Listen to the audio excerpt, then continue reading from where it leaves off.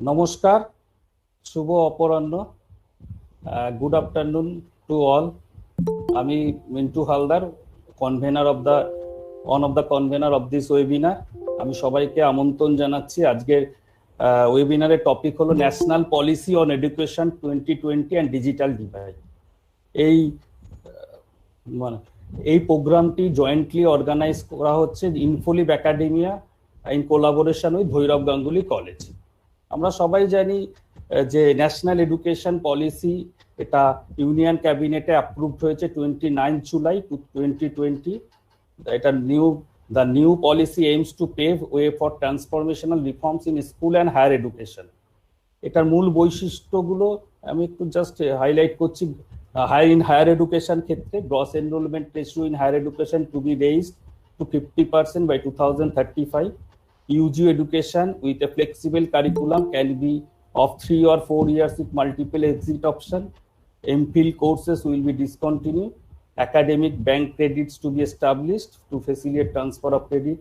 To set up multidisciplinary education and research university. Higher Education Commission of India will be set up as a single umbrella body for the entire higher education. আজকের এই টপিকটা এই বর্তমানে সিচুয়েশনে খুবই pertinent. আমি সমস্ত আমার অনারেবল যে সম্মানীয় যারা অতিথি এবং স্পিকার রয়েছে তারা এই বিষয়টা পুরো আমাদের হাইলাইট করবে, এনলাইটেন করবে আমাদের তাদের চিন্তা ভাবনাগুলো দিয়ে। এই প্রোগ্রামের রিসোর্স পার্সনস হলো doctor Biplab Chakraborty, professor, department of library science, university of Calcutta; doctor Goutam Maiti, professor, department of library information science, Jadavpur university; doctor Durgashankar Rath, professor, department of library information science, Vidyasagar university; doctor Minmoy Pramanik, assistant professor and head, department of comparative Indian language and literature, university of Calcutta; doctor Susmita Chakraborty, professor, department of library and information science, university of Calcutta; doctor Sheikh Rafiqul Hossain, professor and head, department of Bengali, university of Calcutta; doctor Mohammad Qutubuddin Haldar, professor and head, department of education, university of Calcutta; doctor Ashis Kumar Sana, professor and head, department of commerce, university of Calcutta.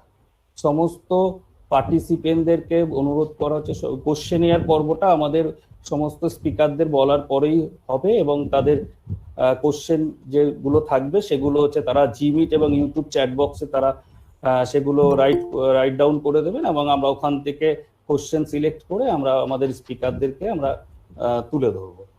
আচ্ছা, এবং তো feedback লিঙ্কটাও আমাদের YouTube chat box এবং জিমিটে দিয়ে দেওয়া হবে এবং আপনারা আপনাদের যে সার্টিফিকেট আছে সেগুলো আমাদের বিজিসি মুভস আছে সেখান থেকে আমরা ডাউনলোড করে নেবেন। আমি এখন আমাদের honourable vice principal doctor Sanjit Kumar দাসকে অনুরোধ করছি ওয়েলকাম অ্যাড্রেস দেবার জন্য। Sir. Thanks, Mintu.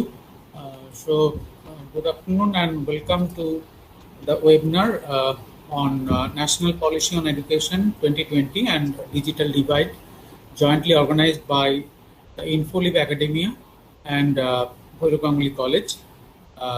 First of all, I express my sincere gratitude to Dr. Biplab Chakraborty, Professor, Department of Library and Information Science, University of Calcutta,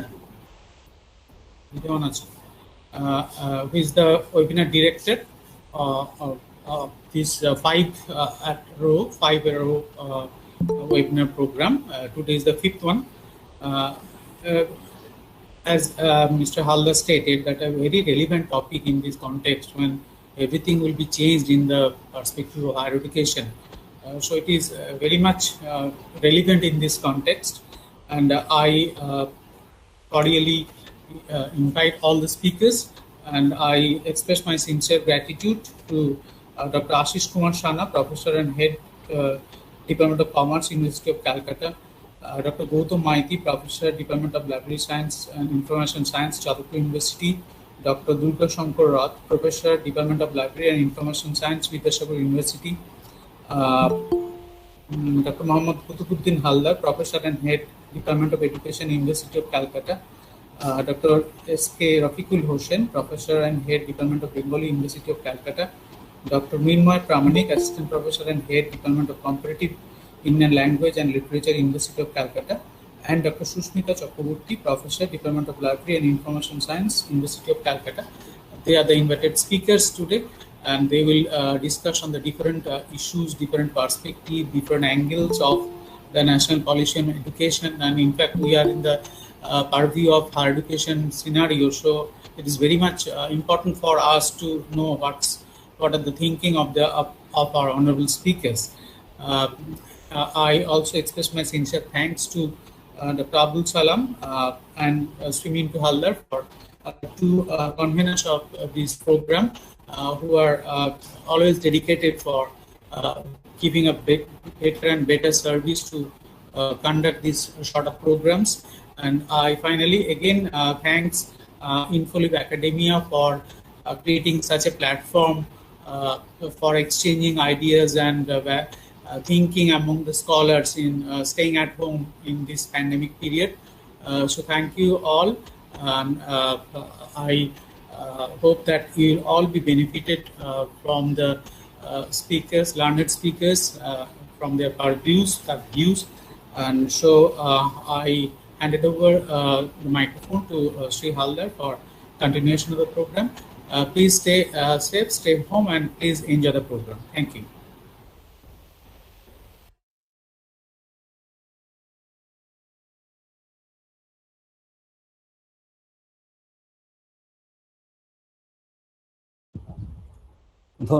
ধন্যবাদ sir. আমি আপনার সুমূল্য বক্তৃতা দেওয়ার জন্য আমি এখন মাইক্রোফোন হ্যান্ড ওভার করছি ডক্টর শেখ আবুল সালাম, one of the convener in this webinar. সালাম sir.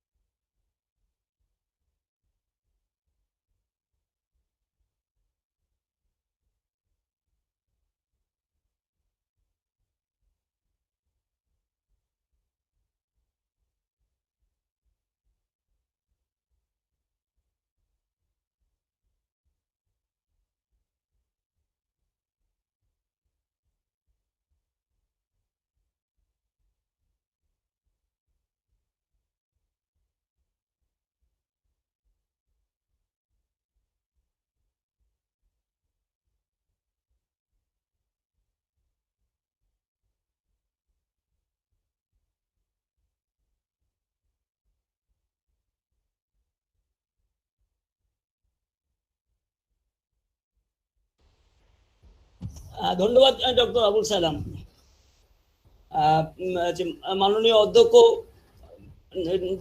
Bhairab Ganguly college doctor Sanjeev Kumar Das, এই অনুষ্ঠানের আহ্বায়ক ডক্টর আবুল সালাম এবং শ্রী মিন্টু হালদার, আমার এই ওয়েবিনারে যারা বক্তব্য রাখবেন তারা সবাই আমার সহ যোদ্ধা, অর্থাৎ সবাই একাডেমিক ফ্র্যাটার্নিটির লোক। আচ্ছা, ফলে প্রত্যেকের নাম এবং বিশ্ববিদ্যালয়ের নাম ইত্যাদি ইত্যাদি এই মুহূর্তে আলোচিত হয়েছে, সেই জন্য একই কথা বারবার বলছি না। তাহলেও অন্তত কারা কারা উপস্থিত আছেন, অধ্যাপক গৌতম মাইতি, অধ্যাপক দুর্গা শঙ্কর রথ, অধ্যাপক আশিস রানা, অধ্যাপক মিনুময় প্রামাণিক, অধ্যাপক রফিকুল হোসেন, অধ্যাপক কুতুবউদ্দিন হালদার এবং অধ্যাপক ডক্টর সুস্মিতা চক্রবর্তী, যারা বিভিন্ন বিশ্ববিদ্যালয়ের এবং বিভিন্ন বিভাগের সঙ্গে সম্পর্কযুক্ত, তারা যারা এই জাতীয় শিক্ষানীতি এবং অর্থাৎ ন্যাশনাল এডুকেশন পলিসি 2020 এবং ডিজিটাল ডিভাইড এই শীর্ষক আলোচনায় যথেষ্ট পারদর্শী এবং উপযুক্ত এই ব্যাপারে কথা বলার জন্য আমি ওনাদের বক্তব্যই মূলত শুনবো। আমাকে সঞ্চালক এবং সঞ্চালক হিসাবে মনোনীত করার জন্য বা আমন্ত্রিত করার জন্য আমি আবার উদ্যোক্তা বন্ধুদেরকে ধন্যবাদ জানাই। যেহেতু ওয়েবিনারে একটা নির্দিষ্ট সময় আছে, ফলে বেশি কথা খুব বলার অপেক্ষা রাখে না, প্রত্যেকেই আমরা অল্প করেই নির্দিষ্ট বিষয়ের মধ্যে সীমাবদ্ধ থাকব। তবে একটা যেটা বিষয়, যে জাতীয় শিক্ষানীতি যে সময় এসেছে, তখন গোটা পৃথিবী অতিমারির গ্রাসে আতঙ্কিত এবং ভারতবর্ষ সেক্ষেত্রে ব্যতিক্রম নয়। এই অতিমারির প্রভাব বা করোনা আবহে আমাদের জাতীয় শিক্ষানীতি প্রকাশিত হয়েছে।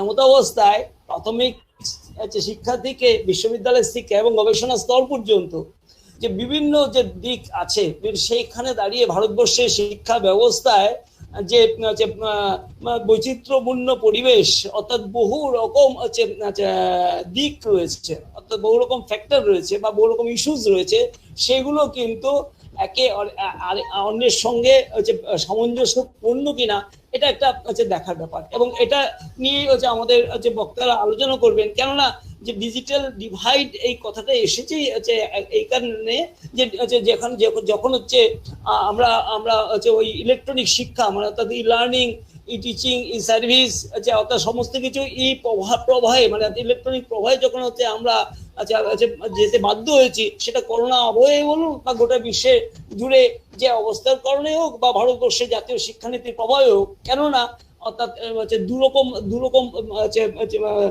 দিকেই রয়েছে। অর্থাৎ প্রতিযোগিতামূলক বা একটা শিক্ষা ব্যবস্থা তৈরি হচ্ছে, সেখানে উৎকর্ষতার নামে আমরা কতটা পরিমাণে মানুষজনকে বা ছাত্রছাত্রীদেরকে সুযোগ দিতে পারবো, সেটা কিন্তু জাতীয় শিক্ষানীতির মাধ্যমে আমরা দেখতে পাচ্ছি কিনা, অর্থাৎ সেটা রিফ্লেক্টেড হয়েছে কিনা, সেইটাও আলোচনার মধ্যে উঠে আসবে নিশ্চয়ই।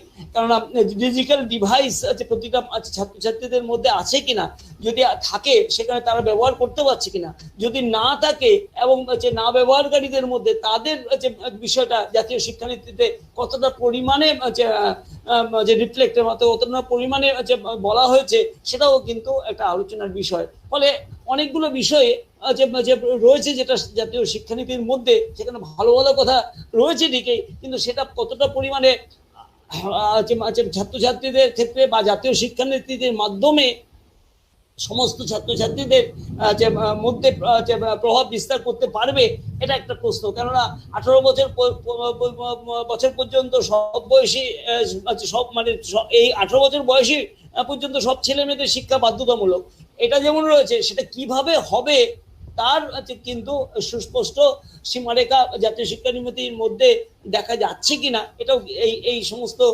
অর্থাৎ যে প্রশ্নগুলো উঠে আসছে বহু ধরনের, সেইখানে এই ডিজিটাল ডিভাইস যে বিষয়টা, এটা একটা নির্দিষ্ট বিষয়, যে বিষয়টাকে হচ্ছে আমরা এই ওয়েবিনারে আমরা সীমাবদ্ধ করেছি, বা এই ওয়েবিনারের মাধ্যমে ডিজিটাল ডিভাইড এবং ভারতবর্ষের শিক্ষা ব্যবস্থা এবং সেখানে ভারতের যে জাতীয় শিক্ষা নীতি, এই বিষয়টা নিয়ে আমাদের শিক্ষক বন্ধুরা আলোচনা করবেন। এবং আমি আমার বক্তব্যকে আর দীর্ঘায়িত করব না। আমি আমাদের যে বক্তা বন্ধুরা রয়েছেন বিভিন্ন বিশ্ববিদ্যালয়ের যে অধ্যাপক বৃন্দ, তার মধ্যে আমি প্রথমেই অধ্যাপক ডক্টর গৌতম মাইতিকে আহ্বান করছি, তিনি যদি তার এই ব্যাপারে আলোকপাত করেন। ডক্টর গৌতম মাইতি, যাদবপুর বিশ্ববিদ্যালয়ের অধ্যাপক, গ্রন্থাগার তথ্য বিজ্ঞান বিভাগ।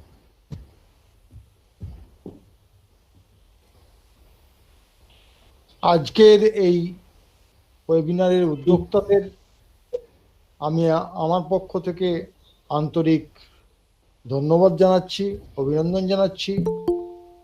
আমাকে আজকের এই সেমিনারে বলতে সুযোগ করে দেওয়ার জন্য। মূল বিষয়ে চলে আসছি, সংক্ষিপ্ত আকারেই বক্তব্য রাখবো। তবে আমি আপনাদের অনুরোধ করব যে এখানে অনেক বক্তা আছেন, ফলে বলার অনেক সময় লাগবে এবং সময়টা নির্দিষ্ট, ফলে আমার যদি বেশি সময় হয়ে যায় আমাকে একটু স্মরণ করিয়ে দেবেন। আমার দিক থেকেই আমি বললাম, 15 মিনিটের পর্যন্ত আমি বলবো, তার বেশি হয়ে গেলে আমাকে একটু স্মরণ করিয়ে দেবেন। এখন মূল প্রসঙ্গে আসি। জাতীয় শিক্ষানীতি 2020 এবং ডিজিটাল ডিভাইড। আমরা প্রথমেই দেখে নিই জাতীয় শিক্ষানীতির প্রসঙ্গটা। অতি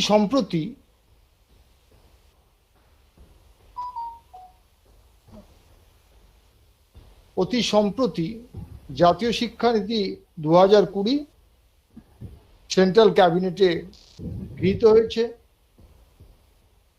আমরা জানি এর 1 বছর আগে একটা খসড়া জাতীয় শিক্ষানীতি তৈরি হয়েছিল, তার উপর মতামত চাওয়া হয়েছিল। কিন্তু এই জাতীয় শিক্ষানীতিতে যে কথাগুলো আছে, আমার অবজারভেশনে যা এসছে, সেই কথাগুলো অন্তত একদম নতুন নয়, আনকোরা নয়।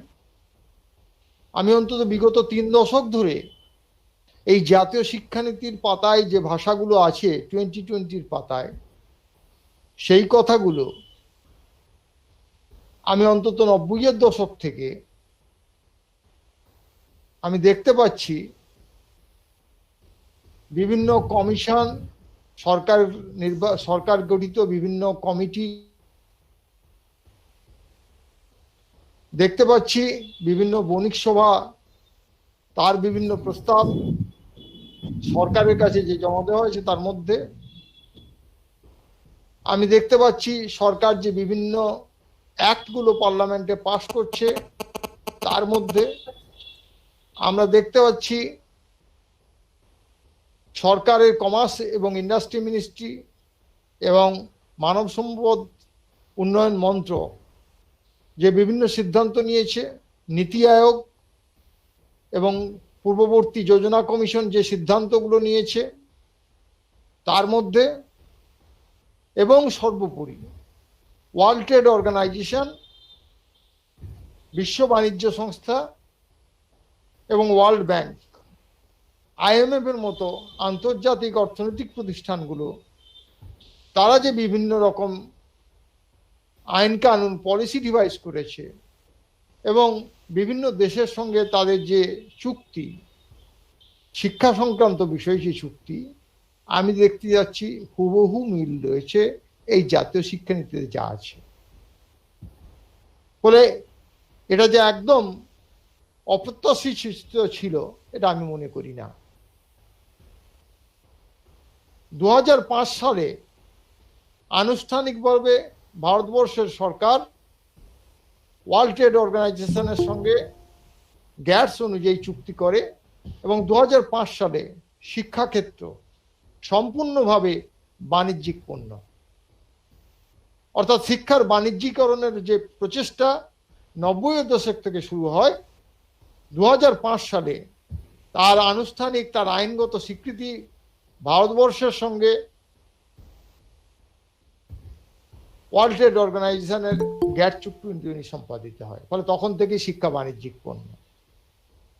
19 শতকের যে সার্বজনিক শিক্ষার দর্শন, যা মূলত ইউরোপেই আমরা প্রথম দেখেছি, যে দর্শনের মূল বিষয় ছিল শিক্ষা সম্পূর্ণ স্বাধীন, শিক্ষা প্রতিষ্ঠান একটি স্বায়ত্তশাসিত প্রতিষ্ঠান, বিশ্ববিদ্যালয় কলেজগুলো স্বায়ত্তশাসিত প্রতিষ্ঠান, এবং সরকার তার, রাষ্ট্র তার স্বায়ত্ত শাসন সুনিশ্চিত করবে শিক্ষার প্রয়োজনে।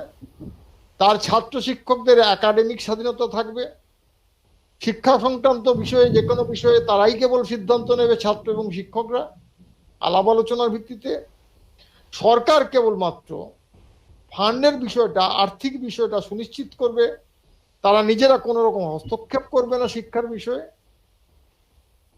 এবং অন্যান্য আর্থিক প্রতিষ্ঠান বা বহিরাগত শক্তি থেকে বিশ্ববিদ্যালয়ের যে হস্তক্ষেপের সুযোগ, সেটা তারা থেকে বিশ্ববিদ্যালয়কে তারা রক্ষা করবে। এটা ছিল তখনকার সমাজ ভাবনা, তখনকার রাষ্ট্র দর্শন। এই পাবলিক এডুকেশনের দর্শনটা আমরা তখন দেখব যে উইলিয়াম ভন হামবোল্ট, যিনি বার্লিন বিশ্ববিদ্যালয়ের প্রতিষ্ঠাতা 1910 সালে, তার মধ্য দিয়ে সর্বোচ্চ রূপে বলিষ্ঠভাবে প্রকাশ পায়। তিনি একটি পুস্তক রচনা করেছিলেন অন পাবলিক স্টেট এডুকেশন। তাতে এই কথাগুলো বিস্তৃতভাবে লেখা আছে। তার একটি চ্যাপ্টার ছিল on limits of state action. সেখানে তিনি স্টেটের কর্তব্যকর্ম নিয়ন্ত্রিত করে দিয়েছিলেন, নির্দিষ্ট করে দিয়েছিলেন যে স্টেট কোনোভাবে বিশ্ববিদ্যালয়, কলেজ বা শিক্ষা প্রতিষ্ঠানের স্বাধীনতা বা স্বাধিকারের উপর হস্তক্ষেপ করবে না, সেটা পরিচালিত হবে শিক্ষকদের দ্বারা, শিক্ষাবিদদের দ্বারা, ছাত্রদের দ্বারা। এই যে দর্শন 19 শতকের, সেই দর্শন পরবর্তীকালে সারা পৃথিবীতে ছড়িয়ে পড়ে। আমাদের দেশও ব্যতিক্রম নয়, সেটা গৃহীত হয়, অনুমোদিত হয় এবং বিশ্ববিদ্যালয়, স্কুল, কলেজের দর্শন হিসেবে সেটা চলে আসছিল। আমরা জানি তার বহু সীমাবদ্ধতা ছিল, বহু ত্রুটি ছিল, বৈষম্য ছিল। সমাজের সকল অংশের মানুষ শিক্ষাক্ষেত্রে প্রবেশাধিকারের সুযোগ পায়নি, সমান সুযোগ পায়নি। তা সত্ত্বেও সীমিত সুযোগ নিয়ে, সরকারি সহায়তা নিয়ে, সরকারি নিয়ন্ত্রণ ব্যবস্থার মধ্য দিয়ে যেটুকু সুযোগ ছিল সেটুকু কিন্তু নিয়ন্ত্রিত হয়ে যায়। আমরা দেখব 90-এর দশকের যে শিক্ষা পলিসি এবং জাতীয় শিক্ষানীতি 2020-র মধ্য দিয়ে সেটা নিয়ন্ত্রিত হয়ে যায়। এখন শিক্ষার মূল সমস্যা কি আমরা জাতীয় শিক্ষানীতিতে উঠে আসতে দেখিনি। মূল সমস্যাটা শিক্ষার হচ্ছে অর্থনৈতিক এবং সামাজিক বৈষম্য, দারিদ্র্য, স্কুল কলেজে পরিকাঠামোর অভাব, ছাত্রের স্কুলে ফিস দেওয়ার, ভর্তি হওয়ার মতো ক্ষমতা নেই, পরীক্ষার ফিস দেওয়ার নেই, স্কুলে লাইব্রেরি, ল্যাবরেটরি নেই, থাকলেও তার পরিকাঠামো পর্যাপ্ত নয়, বিল্ডিং নেই, চেয়ার টেবিল নেই, চক ডাস্টার নেই, বোর্ড নেই। এই মূল সমস্যাগুলো জাতীয় শিক্ষানীতিতে উঠে আসতে দেখিনি। ফলে যে এই অর্থনৈতিক, এই যে সামাজিক বৈষম্যগুলো শিক্ষাক্ষেত্রের মধ্যে ছিল এবং আজও আছে, আমরা কিন্তু এগুলো দেখিনি। জাতীয় শিক্ষানীতির মধ্যে এই সমস্যাগুলো এসছে আমরা দেখিনি 2020-র মধ্যে। আমরা কিন্তু এটাও দেখিনি, জাতীয় শিক্ষানীতিতে কথা বলা হয়েছে আমরা ওয়ার্ল্ড ট্রেড অর্গানাইজেশনের সঙ্গে আমরা করেছি যে এটা শিক্ষা একটা বাণিজ্যিক পণ্য। ফলে যার পড়ার টাকা আছে, যার লেখাপড়া করার টাকা আছে, খরচ দিতে পারবে, সেই কেবল পড়তে পারবে এবং শিক্ষা সমগ্রভাবে বাণিজ্যিকরণ এবং বেসরকারীকরণ হবে। সরকারের নীতি আয়োগের ওয়েবসাইটেও গেলে দেখতে পাবেন প্রাথমিক স্তর থেকে একদম উচ্চশিক্ষা পর্যন্ত সম্পূর্ণভাবে বাণিজ্যিকভাবে শিক্ষা পরিচালিত হবে। এখন এখানেই বাণিজ্যিক শিক্ষা প্রতিষ্ঠানের একটি অস্ত্র তারা ব্যবহার করেছেন, digital technology, online technology, computational technology, artificial intelligence, data modelling, data science, machine translation, natural language processing ইত্যাদি ইত্যাদি তারা ব্যবহার করতে চলেছেন। এখন এই যে জায়গায় তারা ব্যবহার করছেন, আমি মনে করি না শিক্ষাক্ষেত্রের আজকের যে মূল সমস্যা সেগুলোকে সমাধান করতে পারবে এই ধরনের প্রস্তাবগুলো। এটা সম্পূর্ণভাবে আমার দৃষ্টিভঙ্গি থেকে একটি বাণিজ্যিক প্রস্তাব, যার মূল উদ্দেশ্য কর্পোরেট গোষ্ঠীর প্রয়োজনে কেবলমাত্র মুনাফার ব্যবস্থা করা, মুনাফা, সর্বোচ্চ মুনাফা সুনিশ্চিত করা।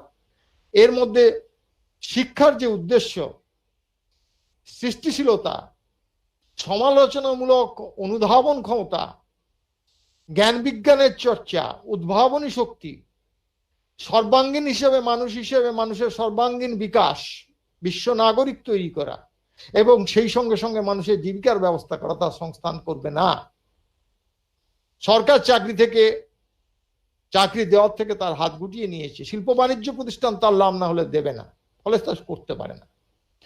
এখন এই যে অনলাইন টেকনোলজি বা ডিজিটাল টেকনোলজি তারা যে ব্যবহার করলেন, বিশ্বজুড়ে শিক্ষা বাণিজ্য, দেশি বিদেশি কর্পোরেট গোষ্ঠীগুলোর প্রয়োজনে, তার মুনাফা সর্বোচ্চকরণের প্রয়োজনে তারা এটা ব্যবহার করেছেন। এমনকি এই অতিমারির পরিস্থিতিতে আমাদের দেশে দেখবো তারা জোর করে শিক্ষা প্রতিষ্ঠান বন্ধ করে রেখেছেন। মানুষ যখন গৃহবন্দী, তারা শিক্ষা প্রতিষ্ঠান বন্ধ করে রেখেছেন, অথচ পরীক্ষা নেওয়ার জন্য তারা কিন্তু বিশ্ববিদ্যালয় কলেজগুলোকে, স্কুলগুলোকে ঠেলে দিয়েছেন এই অনলাইন ডিজিটাল টেকনোলজির মাধ্যমে পরীক্ষা নেওয়ার জন্য। আমরা জানি কোভিড উত্তর পর্বে এই প্রচেষ্টাকে তারা আরো সুনিশ্চিত করবেন এবং নিয়ে যাবেন। এখন সমাজে যখন অসাম্য আছে, অর্থনীতিতে, অর্থনৈতিক ক্ষেত্রে যখন অসাম্য আছে, মানুষের জীবনে যখন অসাম্য আছে, তখন এই অসাম্য, শিক্ষার ক্ষেত্রে এই ডিভিশন, এই বৈষম্য আছে, এই অসাম্য আছে, তথ্য ব্যবহারের ক্ষেত্রে এই অসাম্য আছে, অর্থনৈতিক ক্ষেত্রে এই ক্লাস ডিভাইড আছে, বিভিন্ন ক্ষেত্রে সামাজিকভাবে বৈষম্য আছে, তার প্রভাব ডিজিটাল ডিভাইডের ক্ষেত্রে আছে। আমাদের মতো দেশে, যেখানে আমি একটা পরিসংখ্যান ছোট্ট করে দেব, যে আমাদের দেশের ওভারঅল ডেভেলপমেন্ট পৃথিবীর 179টা দেশের মধ্যে আমাদের দেশের স্থান 136 নম্বরে। লিটারেসিতে আমাদের দেশ 234টা দেশের মধ্যে 168 নম্বরে। পোভার্টি এবং হাঙ্গারে আমাদের দেশ 119টা দেশের মধ্যে 103 নম্বরে। চাইল্ড লেবারে আমাদের দেশ 223টা পৃথিবীর দেশের মধ্যে 113 নম্বরে। এই যখন আমাদের দেশের অবস্থা, তখন আমাদের সরকার, আমাদের রাষ্ট্র বাণিজ্যিক প্রয়োজনে, কর্পোরেট গোষ্ঠীর প্রয়োজনে তারা চাইছে শিক্ষাকে অনলাইন করতে, ডিজিটাইজ করতে। এতে কিন্তু সর্বস্তরের মানুষ, জাতির শিক্ষানীতি, জাতির সমগ্র অংশ, গরিব, সাধারণ, মধ্যবিত্ত অংশ, তারা কিন্তু শিক্ষা প্রাঙ্গণে ব্রাত্য হয়ে যাবেন। যতটুকু সুযোগ ছিল সেটাও খর্ব হবে, ফলে তারা কিন্তু অ্যাক্সেস পাবেন না শিক্ষা প্রতিষ্ঠানের ক্ষেত্রে। সে প্রাথমিক শিক্ষা হোক, মাধ্যমিক শিক্ষা হোক, অথবা উচ্চ শিক্ষা হোক, বিশ্ববিদ্যালয় হোক, গবেষণা, সমস্তটাই বন্ধ হবে। এই যে ডিজিটাল ডিভাইড, আমাদের দেশে পর্যাপ্ত ইনফ্রাস্ট্রাকচার নেই, আপনারা এটা সবাই জানেন, হাড়ে হাড়ে উপলব্ধি করেন। গ্রামগঞ্জ কেন, এই শহর কলকাতার বুকেও আপনারা দেখবেন একটা ফোন করতে গেলে কথাবার্তা ঠিক মতো করে বলা যায় না, ইন্টারনেটের হাই স্পিড কানেকশন নেই, অনেকের কাছে অর্থনৈতিক কারণে ডিভাইস নেই, কম্পিউটার নেই, বিভিন্ন মডেল নেই। তাহলে এই যখন বৈষম্য, তখন অনলাইন এডুকেশন বা ডিজিটাল টেকনোলজি থাকলে অসাম্য যা ছিল আরো বাড়বে। আর এর সঙ্গে আরো গুরুত্বপূর্ণভাবে যেটা আমি মনে করি, যে এই যে ডিজিটাল টেকনোলজি এবং অনলাইন পদ্ধতিতে এডুকেশন, এটা প্রথাগতভাবে যে শিক্ষা পদ্ধতি গড়ে উঠেছে, পরম্পরাগতভাবে যে ক্লাসরুম শিক্ষা, সংলাপী শিক্ষা বা ইন্টারঅ্যাক্টিভ এডুকেশন, ছাত্র শিক্ষকের মুখোমুখি সম্মিলিতভাবে ক্লাসরুমে গবেষণা বা শিক্ষার যে ব্যবস্থা, তার বিকল্প নয়। এই জন্য বিকল্প নয়, কারণ পরম্পরাগতভাবে দীর্ঘদিন ধরে মানুষের মনস্তত্ত্ব এভাবেই, ছাত্রের মনস্তত্ত্ব, শিক্ষকের মনস্তত্ত্ব এভাবেই গড়ে উঠেছে। এই মনস্তত্ত্বের মিউটেশন বা চেঞ্জ হঠাৎ করে করাটা সম্ভব নয়, এবং যদি মিউটেশনও ঘটে তাহলে বলবো এই যে অনলাইন পদ্ধতি, তাতে বাণিজ্য হতে পারে, তাতে শিক্ষা বা গবেষণার পরিবেশ থাকবে না। শিক্ষার মাধ্যমে যে উদ্দেশ্য পূরণ হয়, তাতে হয়তো ইন্ডাস্ট্রির প্রয়োজনে কয়েকটা স্কিল লেবার সেটা তৈরি হতে পারে, কিন্তু সেটা দিয়ে শিক্ষার প্রয়োজনে মানুষ গড়ব, উদ্ভাবনী শক্তি তৈরি করব, গবেষণার মাধ্যমে সৃষ্টিশীলতা তৈরি হবে, মনন জগৎ তৈরি হবে, উন্নত সংস্কৃতি তৈরি হবে, মানুষের সর্বাঙ্গীন বিকাশ হবে, দেশের প্রতি সমাজের প্রতি দায়বদ্ধতা তৈরি হবে। এই যে শিক্ষার যে মহান উদ্দেশ্যগুলো, এই যে মানবতার মহান উদ্দেশ্যগুলো, যে অবদানগুলো আমরা পেয়েছি, বিশ্ববিদ্যালয় স্কুল কলেজে যে সংস্কৃতি, শিক্ষার যে সংস্কৃতি, সেটা কিন্তু বিলুপ্ত হবে, সেটা কিন্তু আমরা পাবো না। ফলে সভ্যতার অগ্রগতির প্রয়োজনে শিক্ষার অগ্রগতির ভূমিকা আমাদের মানতেই হবে। সেখানে শিক্ষার একটা গুরুত্বপূর্ণ ভূমিকা রয়েছে। এই online digital technology digital divide বাজাবে, সামাজিক অসাম্য বৈষম্যকে আরো বৃদ্ধি করবে। শিক্ষাক্ষেত্রে তার প্রভাব মারাত্মক। যে উদ্ভাবনী শক্তি বা গবেষণা শিক্ষার মাধ্যমে তৈরি হয়, স্বাধীন সত্তা মনন জগৎ তৈরি হয়, শুধু জীবিকার প্রয়োজনেও যেটুকু মানুষ গঠন হয়, এর থেকে বঞ্চিত হবে সমাজের সংখ্যাগরিষ্ঠ অংশের মানুষ। কেবলমাত্র এর থেকে বেনিফিট যদি পায় জাতির একটা সামান্য অংশ, যারা কর্পোরেট প্রতিষ্ঠান চালায়, যারা বাণিজ্য করে, যারা ব্যবসা করে আর রাষ্ট্র পরিচালনা করে, তারা লাভবান হতে পারেন, কিন্তু বঞ্চিত হবে সমস্ত সাধারণ মানুষ। ফলে এটাকে আমি জাতীয় শিক্ষানীতি বলে মনে করি না, এটা বিশুদ্ধ মার্কেট মডেল। ধন্যবাদ।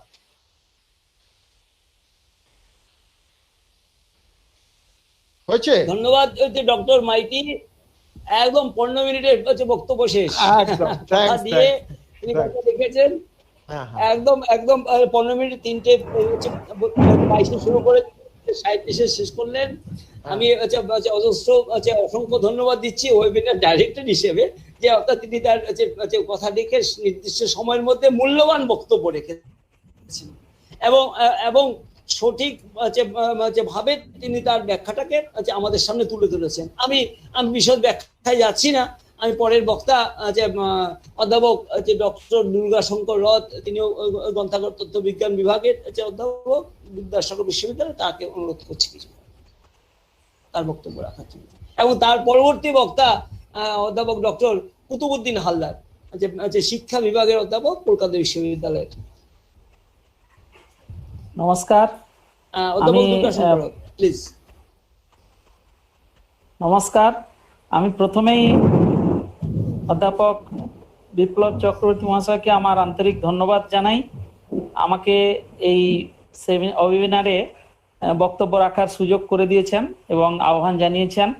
আমি অবশ্যই ধন্যবাদ জানাবো এই সংস্থা, যারা ভৈরব গাঙ্গুলি কলেজ অধ্যক্ষ মহাশয় সঞ্জীব স্যার, মিন্টু বাবু এবং সালাম সাহেব, যারা এই প্ল্যাটফর্মটি তৈরি করেছেন, তাদের সবাইকে আমার আন্তরিক কৃতজ্ঞতা জানাই আমাকে এই সভায় বক্তব্য রাখার সুযোগ করে দিয়েছেন। বিষয়টি অবশ্যই আলোচনার দাবি রাখে, যেহেতু বর্তমানে নতুন জাতীয় শিক্ষানীতি তার খসড়া শুধু নয়, তার পুরোপুরি প্রস্তাবই আমাদের সামনে চলে এসছে 29শে জুলাই, আপনারা পেয়েছেন সবাই। আবার একই সঙ্গে এই ওয়েবিনারে যে বক্তব্যের কথা রাখতে বলা হয়েছে, যে ডিজিটাল ডিভাইড, সেটা কতখানি এই গ্যাপটা সরে যাবে এবং এই জাতীয় শিক্ষানীতিতে সে ব্যাপারে কি কথা বলা হয়েছে, এই সমস্ত বিষয়ে আলোচনার জন্য। আমি বিষয়টা ততখানি ভালো মতো জানি না, তবে যতটুকু আমার সাধারণ গ্রন্থাগার বিদ্যার প্রেক্ষিত থেকে দু একটা কথা বলার চেষ্টা করি।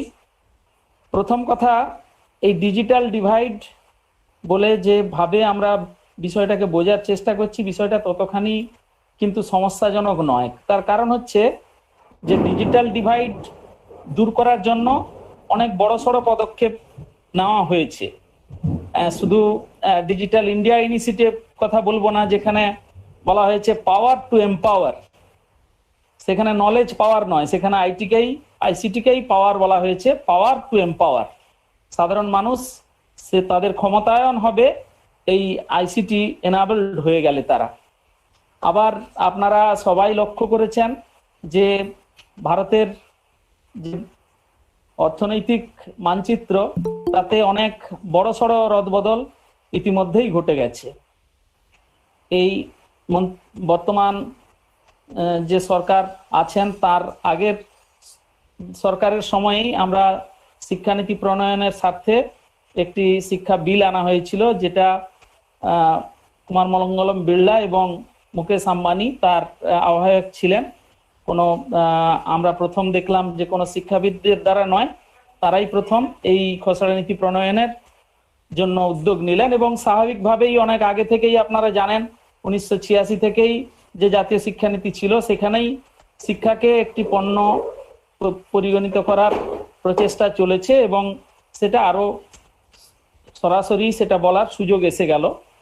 ফলে ইনভেস্টমেন্টের দিকে যদি দেখি, আমরা দেখব যে রিসেন্টলি আমি কয়েকটা তথ্য আপনাদের দিই যে $5.7 বিলিয়ন মার্ক জুকারবার্গ, যিনি আপনাদের জানেন যে ফেসবুকের সিইও, তিনি ইনভেস্ট করলেন আমাদের যে বছর চারেকের কোম্পানি রিলায়েন্স জিও যে কোম্পানিটি, সেই কোম্পানিতে ইনভেস্ট করেছেন। তার মূল কারণটাই হচ্ছে যে ভারতে মোরলেস 1.3 বিলিয়ন একটা ডিজিটাল মার্কেট রয়েছে, খুব বড় সড়ো মার্কেট রয়েছে, সেই মার্কেটটাকে আনার জন্য তারা দিলেন। একই সঙ্গে আমরা যতই ভাবি না কেন যে আইসিটিতে আমরা পিছিয়ে আছি, বিষয়টা তা নয়। দেখুন 30 কোটি মোবাইল স্মার্টফোন আনার জন্য আমরা চীনের সঙ্গে ইতিমধ্যেই অর্ডার দেওয়া হয়েছে এবং সেইগুলি কিন্তু দেশে বিক্রি হবে না, সেগুলি সবটাই সাধারণ মানুষ নিতে পারবেন। মাত্র 1,500 টাকা জমা রেখে তারা প্রত্যেকে নিতে পারবেন, সেই স্মার্টফোন ব্যবহারের সুযোগ পাবেন। ফলে আইসিটি এসে যাওয়া মানেই অটোমেটিক্যালি পাওয়ার এসে গেল, আপনারা বুঝতেই পাচ্ছেন, প্রত্যেকের হাতে দিয়ে দেওয়া হবে। যদিও এর পেছনে অনেক গূঢ় রহস্য খুঁজে বেড়ায়। তারা বলে যে না, এটা যদি বিক্রি হতো তাহলে বিক্রয় কর তো সরকার পেতেন, এই বিক্রয় করটা পাওয়ার কোনো সুযোগ রইল না, যেটা কয়েক লক্ষ কোটি টাকার বিষয়। একই সঙ্গে সেই বিজনেস হাউসগুলি বিজনেস প্রমোশন হিসাবে, আইটির প্রমোশন হিসেবে তারা কিছু কর ছাড়ও পাবেন, যেটা আবার কয়েক লক্ষ কোটি টাকার সমান। ফলে সেই সমস্ত তথ্যের দিকে আমরা নজর না দিয়ে আরো দেখবো আমরা যে গুগল একটা বিশাল ইনভেস্ট করেছে। গুগলের ইনভেস্টমেন্ট আমাদের দেশে রিসেন্ট ইনভেস্টমেন্টও অনেক একটা বড় পরিমাণ, প্রায় $10 বিলিয়ন তারা ইনভেস্ট করছেন এবং সেটা পুরোপুরি এই ডিজিটাল ইনভেস্টমেন্ট, ডিজিটাল মার্কেটের কথা মাথায় রেখে, যেটা বর্তমানে বোধহয় একটা ডিজিটাল প্রাইভেট যে সমস্ত সংস্থাগুলো রয়েছে তার মধ্যে সবচেয়ে বড় ইনভেস্টমেন্ট এতে হতে চলে। এবার আমাদের অনেক আগে থেকেই কিন্তু ভারতের যে স্বয়ং বলে যে প্ল্যাটফর্মটি তৈরি হয়েছে, আপনারা জানেন অনেক আগে মাইক্রোসফটের সঙ্গে কোলাবোরেশনে এই প্ল্যাটফর্মটি তৈরি হয়েছে। মাইক্রোসফট এই সমস্ত সংস্থাগুলি শিক্ষায় যে ফিলান্থ্রপিক অর্গানাইজেশনগুলো প্রাইভেট পাবলিক পার্টনারশিপে এগিয়ে আসছে, তাদের একজন এরাই সে ফিলান্থ্রপিক অর্গানাইজেশনই বলুন আর যেই বলুন, সবাই সেই পিপিপি মডেলে এগিয়ে এসছেন।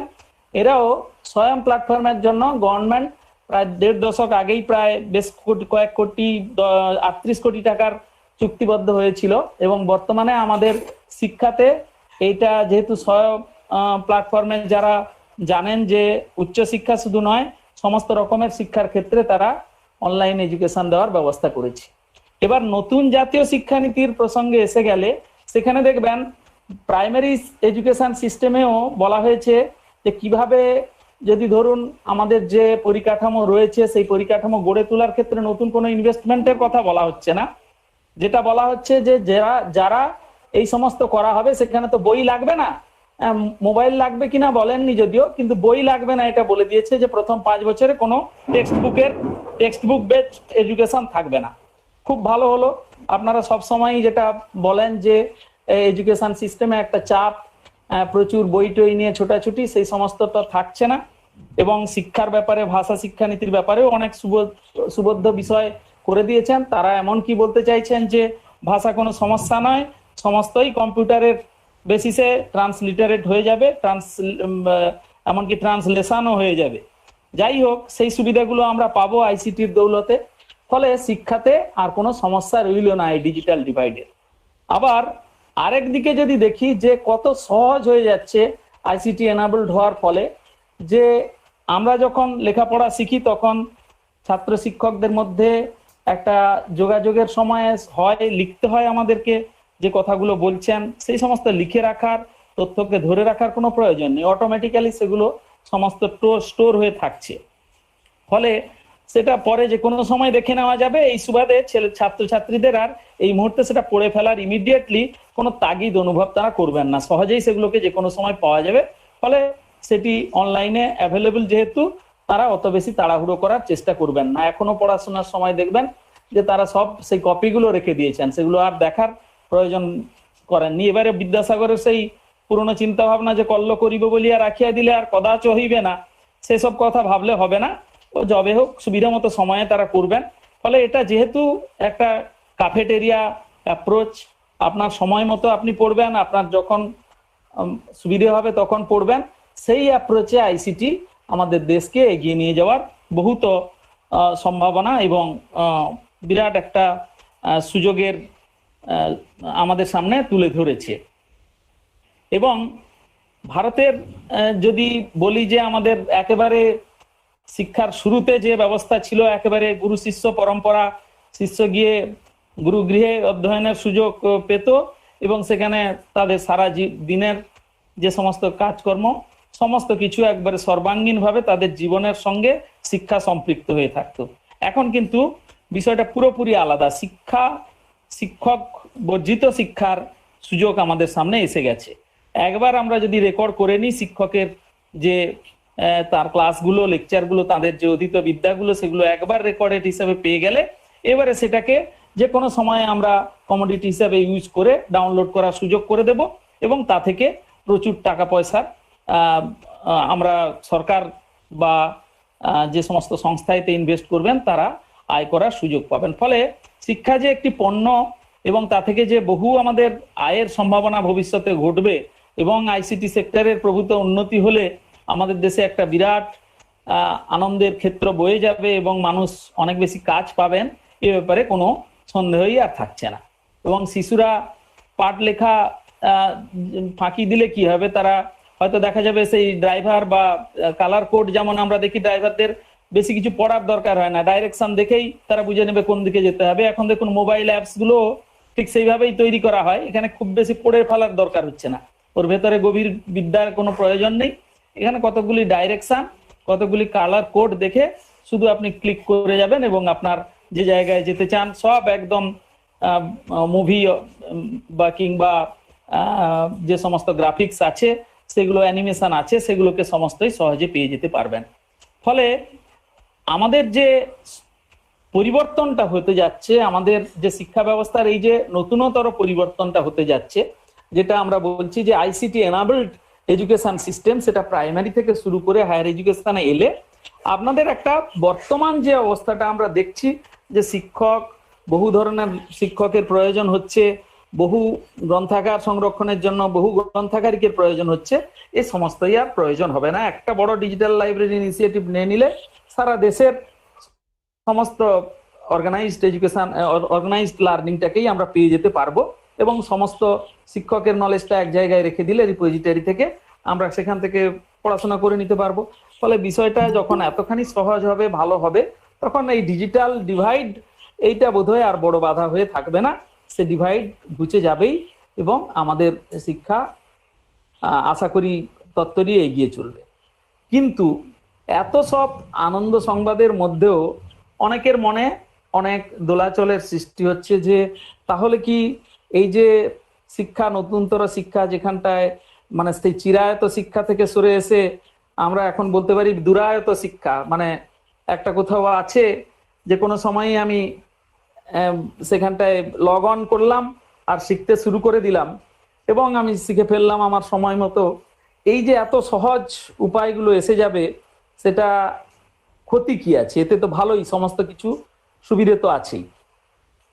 আমি প্রথমে আমার এই সমস্যাটার কথা বহু আগের অতি প্রাচীন যে শিক্ষা ব্যবস্থা ছিল, আমি গ্রিক এডুকেশন সিস্টেমের প্লেটো, অ্যারিস্টটলের শিক্ষা ব্যবস্থার কথা বলছি, যেখানটায় তারা এমনকি লেখাজোখারও বিরোধী ছিলেন।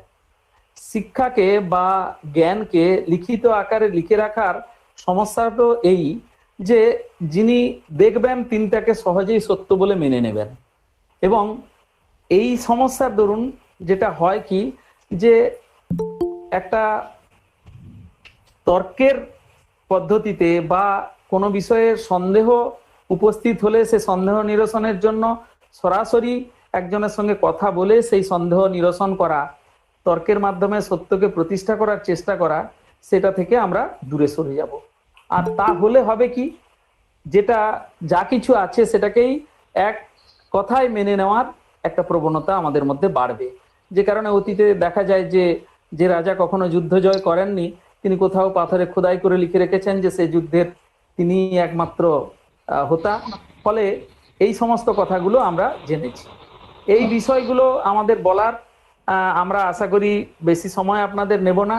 আমার মনে হয় যে যদি শিক্ষাকে সঠিক পথে এগোতে হয়, আমাদের যে চিরন্তন পদ্ধতির, যেটাতে আমরা দেখেছি বেশ কিছুদিন আগে একটা ইউএসএ প্রেসিডেন্ট বিল ক্লিন্টনের সময় বলতেন যে এই ইন্ডিয়ান শিক্ষা ব্যবস্থাতে যেখানে কোনো সেমিস্টার নেই, যেখানে বছরে একবারই পরীক্ষা হচ্ছে কিংবা কোনো কোনো সময় 2 বছরে একবার পরীক্ষা হচ্ছে, তা থেকে অনেক ছাত্র এসে এখানটায় গবেষণার জন্য বিভিন্ন বিশ্ববিদ্যালয়ে আসছেন, সেটা কি করে সম্ভব হচ্ছে যেখানে অনেক উন্নত দেশেও আসছে না।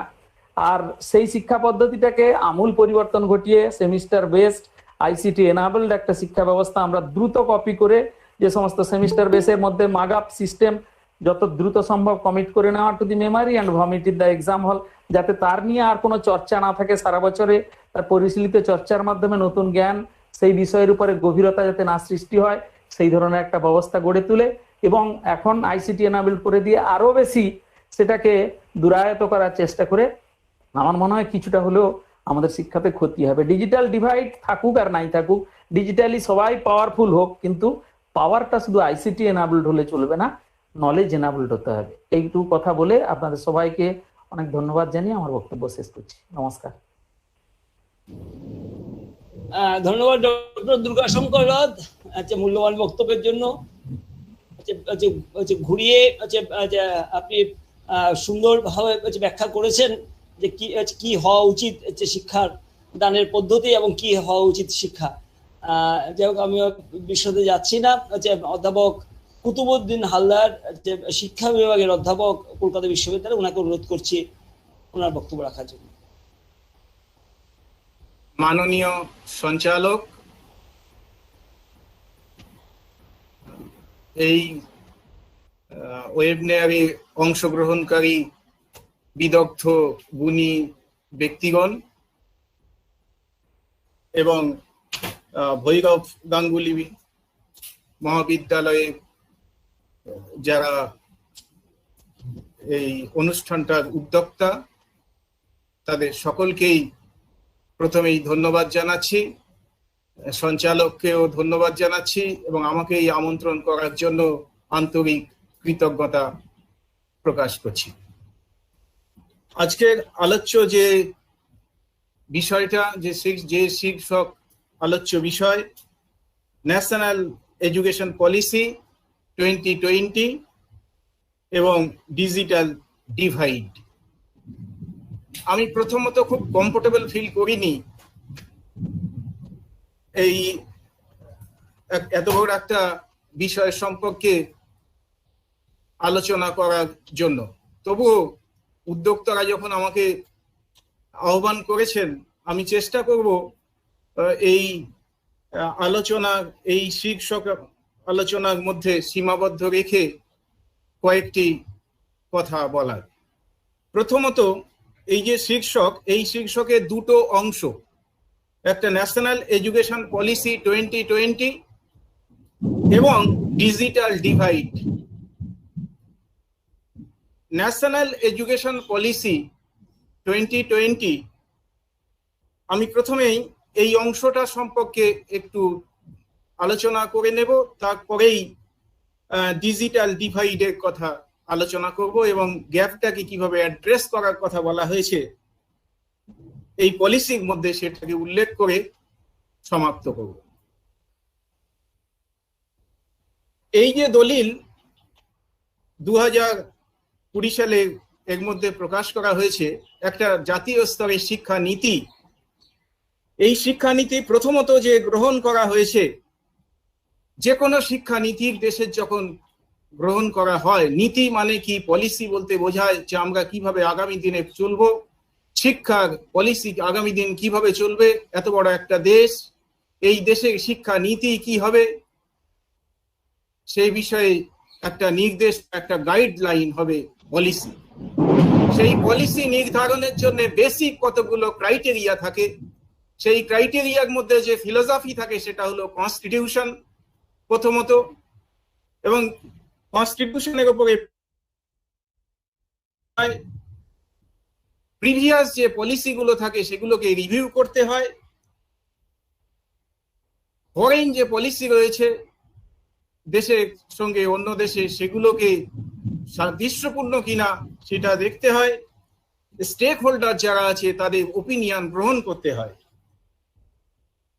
এক্ষেত্রে আমরা প্রথমেই দেখেছি যে স্টেক হোল্ডারদের কথা যদি আমরা আসি, সেখানে এই প্যান্ডামিক সিচুয়েশনের মধ্য দিয়ে এই পলিসিটাকে গ্রহণ করা হয়েছে। একটা বিশেষ মহামারী যখন চলছে সারা বিশ্বে, সেই সময়কালেই জাতীয় স্তরের শিক্ষা কি পলিসি কি নেওয়া হবে, সেই পলিসিটাকে গ্রহণ করা হয়েছে। এর আগে যে পলিসিগুলো গ্রহণ করা হয়েছিল, সেই পলিসির প্রথম পলিসি নেওয়া হয়েছে আমাদের 1950 সালের পরেই 1968 সালে, তারপরে 1986 সালে। ইতিমধ্যে অনেক পরিবর্তন হয়েছে। আর পাশাপাশি 1909 সালেও একটা আইন তৈরি হয়েছে সামগ্রিকভাবে সারা দেশের জন্য, যেটা আমরা সকলেই জানি, right of children to free and compulsory education act 2009।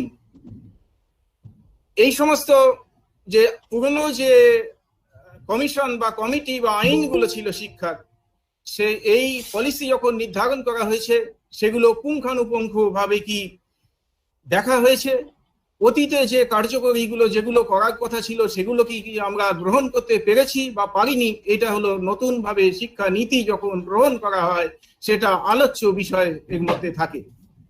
2016 সালে জাতীয় স্তরের একটা কমিটি গঠন করা হয়েছিল ঠিকই, তারা প্রায় 450 পাতার একটা পুস্তক, একটা দলিল পেশ করেছিল, সেগুলো চর্চাও করেছেন এবং তার মধ্যে অনেক কথা বলা হয়েছে। তারপরে দেশের বিভিন্ন জায়গা থেকে মতামত নেওয়ার চেষ্টা করা হয়েছে, কিন্তু সামগ্রিকভাবে মতামতের কোনো গুরুত্ব পায়নি এই দলিলের মধ্যে। প্রথমত এই দলিলের মধ্যে একটা বিশেষ পরিস্থিতিতে দলিলটাকে পাশ করে দলিলটা গ্রহণ করা হয়েছে জাতীয় স্তরে। জাতীয় শিক্ষা নীতি জাতির আশা আকাঙ্ক্ষা পরিপূর্ণ করে। এই আশা আকাঙ্ক্ষা, জাতির আশা আকাঙ্ক্ষা কি পরিপূর্ণ করতে পারবে? জাতীয় শিক্ষা নীতি বলতে একটা অভিন্ন ব্যবস্থাপনাকে বোঝায় না। জাতীয় শিক্ষা নীতি বলতে বোঝায় এইরকম একটা বহু সংস্কৃতি, বহু ভাষাভাষী দেশে জাতীয় শিক্ষা নীতি বলতে জাতির আশা যে unity in diversity, diversity reflection থাকবে জাতীয় শিক্ষা নীতির মধ্যে, সেটা কি এই শিক্ষা নীতিতে আছে? কনস্টিটিউশনের মধ্যে যে মূল্যবোধের কথাগুলো বলা হয়েছে সেগুলো কি রয়েছে, এগুলো এই শিক্ষা নীতির মধ্যে আলোচনা আছে কিনা সেটা আলোচিত হওয়া দরকার ছিল। তো এই আলোচনার দ্বিতীয় অংশ হলো ডিজিটাল ডিভাইড। ডিজিটাল ডিভাইড শব্দটা প্রথমত 90s এর দশকে ব্যবহার করা হয় ইউএসএ তে। ইনফ্রাস্ট্রাকচার, ইনফরমেশন ইনফ্রাস্ট্রাকচার কতটা আছে দেশে, সেটার মধ্যে যে গ্যাপ, সেটা বোঝানোর জন্য ডিজিটাল ডিভাইড শব্দটাকে ব্যবহার করা হয়েছিল। অনেকেই মনে করেন ক্লিনটন প্রথম এই শব্দটাকে ব্যবহার করেছেন। সে বিতর্কের মধ্যে আমরা যাব না, কিন্তু ডিজিটাল ডিভাইড বলতে অর্থাৎ যে ডিভাইসগুলো রয়েছে, আধুনিক যে প্রযুক্তিগুলো রয়েছে, সেটা কতজনের মধ্যে ইনফরমেশন আছে এবং কতজনের মধ্যে নেই, সেটাকে গ্যাপটাকে বোঝায়।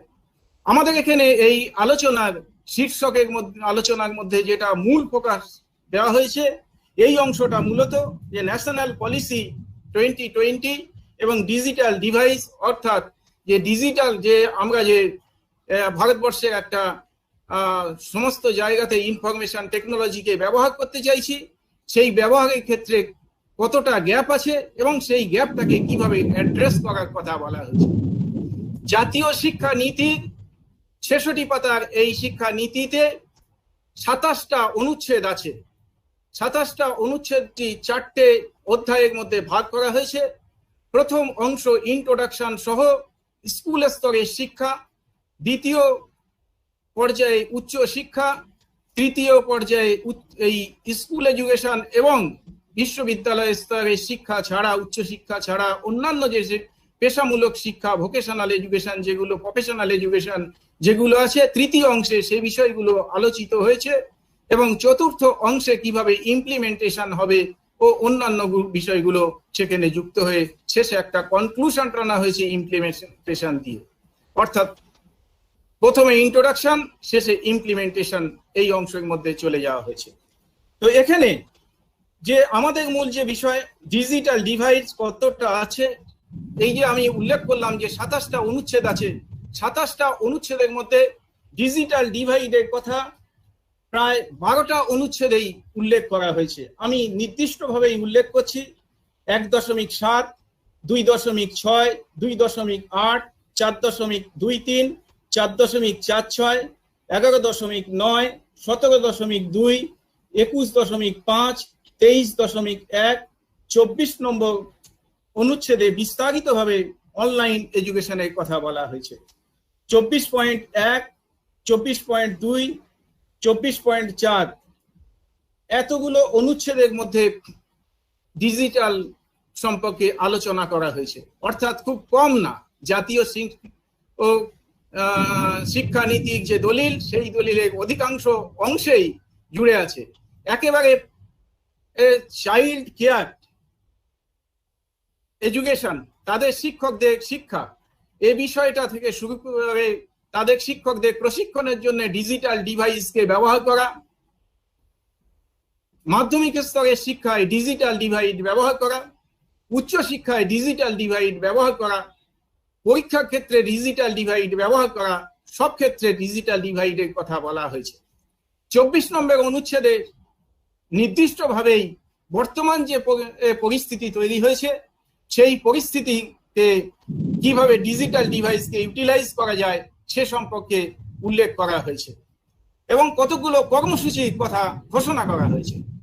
যেমন ডিজিটাল ইনফ্রাস্ট্রাকচার ডেভেলপ করা, অনলাইন টিচিং প্ল্যাটফর্ম টুলস তৈরি করা, কন্টেন্ট ক্রিয়েশন, ডিজিটাল রিপ্রেজেন্টেটরি, ডিসেমিনেশন, এগুলো যুক্ত করা হয়েছে এবং নির্দিষ্টভাবেই ডিজিটাল ডিভাইস অ্যাড্রেস করা যাবে কিভাবে সেটা 24 নম্বর অনুচ্ছেদে ইতে বলা হয়েছে। নির্দিষ্টভাবে বলা সেখানে বলা হয়েছে, আমি জাস্ট এটাকে রিপিট করছি, there is still persist a substantial section of the population whose digital access is highly limited.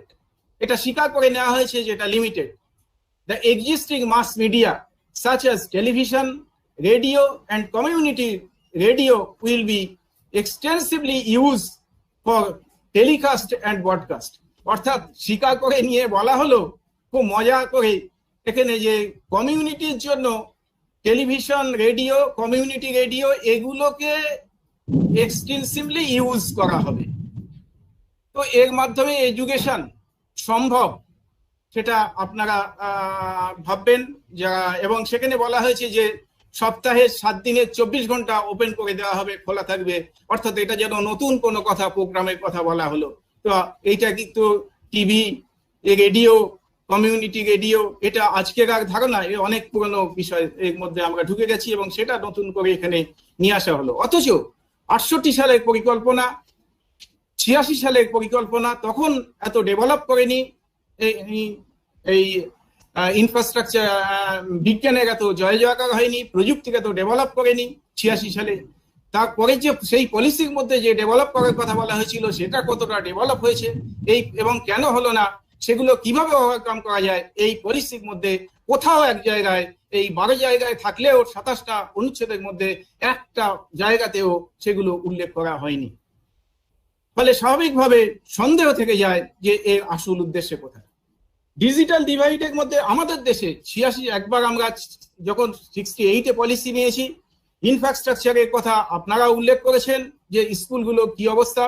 ভারতবর্ষে প্রায় 900 বিশ্ববিদ্যালয় রয়েছে, 40,000 কলেজ রয়েছে, প্রায় 8 কোটি উচ্চ মাধ্যমিক এবং মাধ্যমিক স্তরে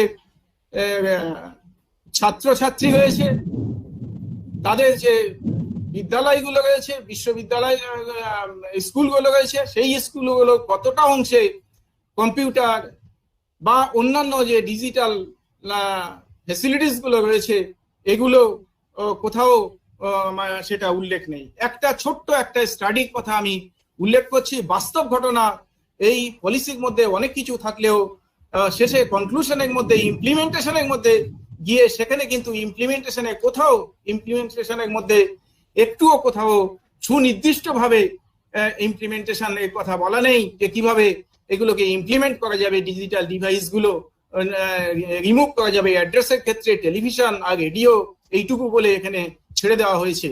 তো স্বাভাবিকভাবে সন্দেহ থেকে যায় ভারতবর্ষের মধ্যে যে আর্থ সামাজিক ভাবে যে ডিভিশন আছে শিক্ষার ক্ষেত্রে, যে ডিভিশনগুলো পার্থক্য রয়েছে সমাজের বিভিন্ন অর্থনৈতিক অবস্থার মধ্যে, যে মানুষগুলো রয়েছে সেই অর্থনৈতিক অবস্থাতে যেমন একজন মানুষের শিক্ষা পারচেস করতে পারছে, ভালো এডুকেশন পাবে যদি ভালো ইকোনমিক কন্ডিশন থাকে, গ্রামের ছেলেরা একরকম এডুকেশন পাবে, শহরের ছেলেরা একরকম এডুকেশন পাবে, শহরে অর্থনৈতিক দিক দিয়ে অবস্থা বান্ধব সম্পর্ক পাবে, ছেলেমেয়েরা প্রাইভেট স্কুলে পড়বে, প্রাইভেট স্কুলগুলো যদি বেটার প্রাইভেট স্কুলগুলোতে পড়বে, আবার যে প্রাইভেট স্কুলগুলোতে সামান্য কিছু বেতনে পয়সা দেওয়া যায় সেখানে অপেক্ষাকৃত ও দরিদ্র পরিবারের ছেলেমেয়েরা পড়বে। এই যে বিভাজন, সামাজিকভাবে যে বিভাজন রয়েছে এবং সেই অনুযায়ী যে স্ট্রাকচারটা অতীত থেকে চলে আসছে সেটাকে কিভাবে রিকভার করা যাবে ডিজিটাল ডিভাইসের মাধ্যমে, সেই বিষয়টাও কিন্তু এখানে উল্লেখ নেই।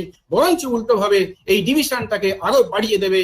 অর্থাৎ এই যে ডিজিটাল ডিভাইস এক দলের কাছে থাকবে, এক দলের কাছে থাকবে না, এই যে গ্যাপ ক্রমশ এটা বেড়ে যাবে বলে আমার নিজস্ব অভিমত।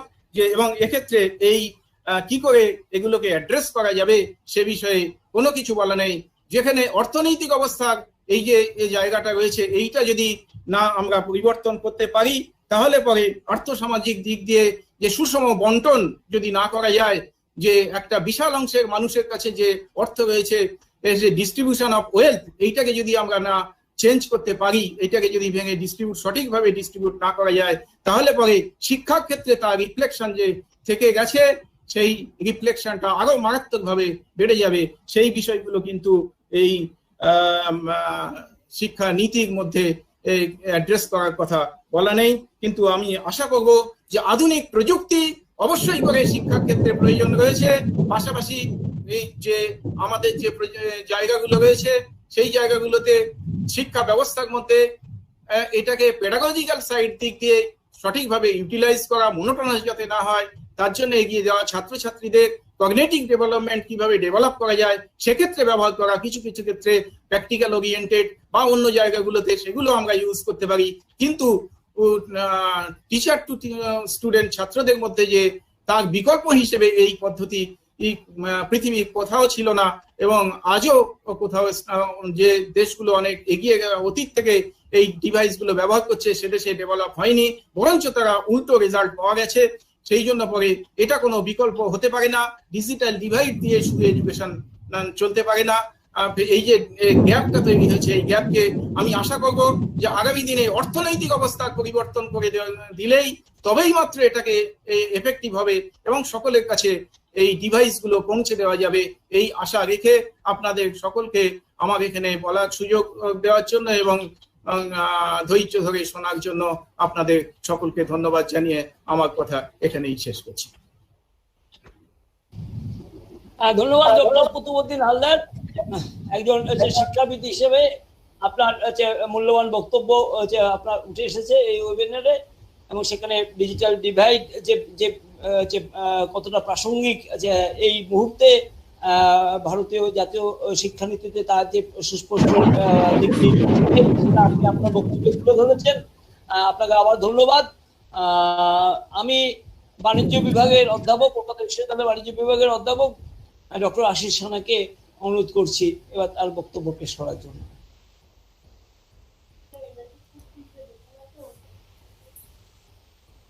Good afternoon. আশিস সানা বিভাগীয় প্রধান। হ্যাঁ, শোনা যাচ্ছে। Good afternoon.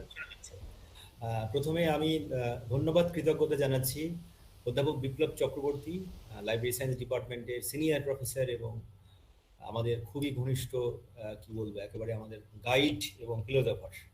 বিপ্লব দা আমাদেরকে ইনভাইট করেছেন, আমি কৃতজ্ঞ তার কাছে, এবং আরো যারা রয়েছেন আজকের অনুষ্ঠানের দুটি যারা আয়োজকদের আমি ধন্যবাদ জানাচ্ছি। সঞ্জিত কুমার দাস, ভৈরব গাঙ্গুলি কলেজের ভাইস প্রিন্সিপাল, এবং আরো যারা আয়োজক তারা রয়েছেন, এবং আমার সহ যারা আজকের বক্তা তাদেরকে ধন্যবাদ কৃতজ্ঞতা জানাচ্ছি। তারা অনেক রকমের দিক আপনাদের সামনে তুলে ধরেছেন, এবং আজকে যারা অনুষ্ঠানে উপস্থিত হয়েছেন ভার্চুয়ালি, অবশ্যই ডিজিটাল মোডে যারা রয়েছেন, আজকে আলোচনার মূল বিষয় সেটাই, তারা শুনছেন।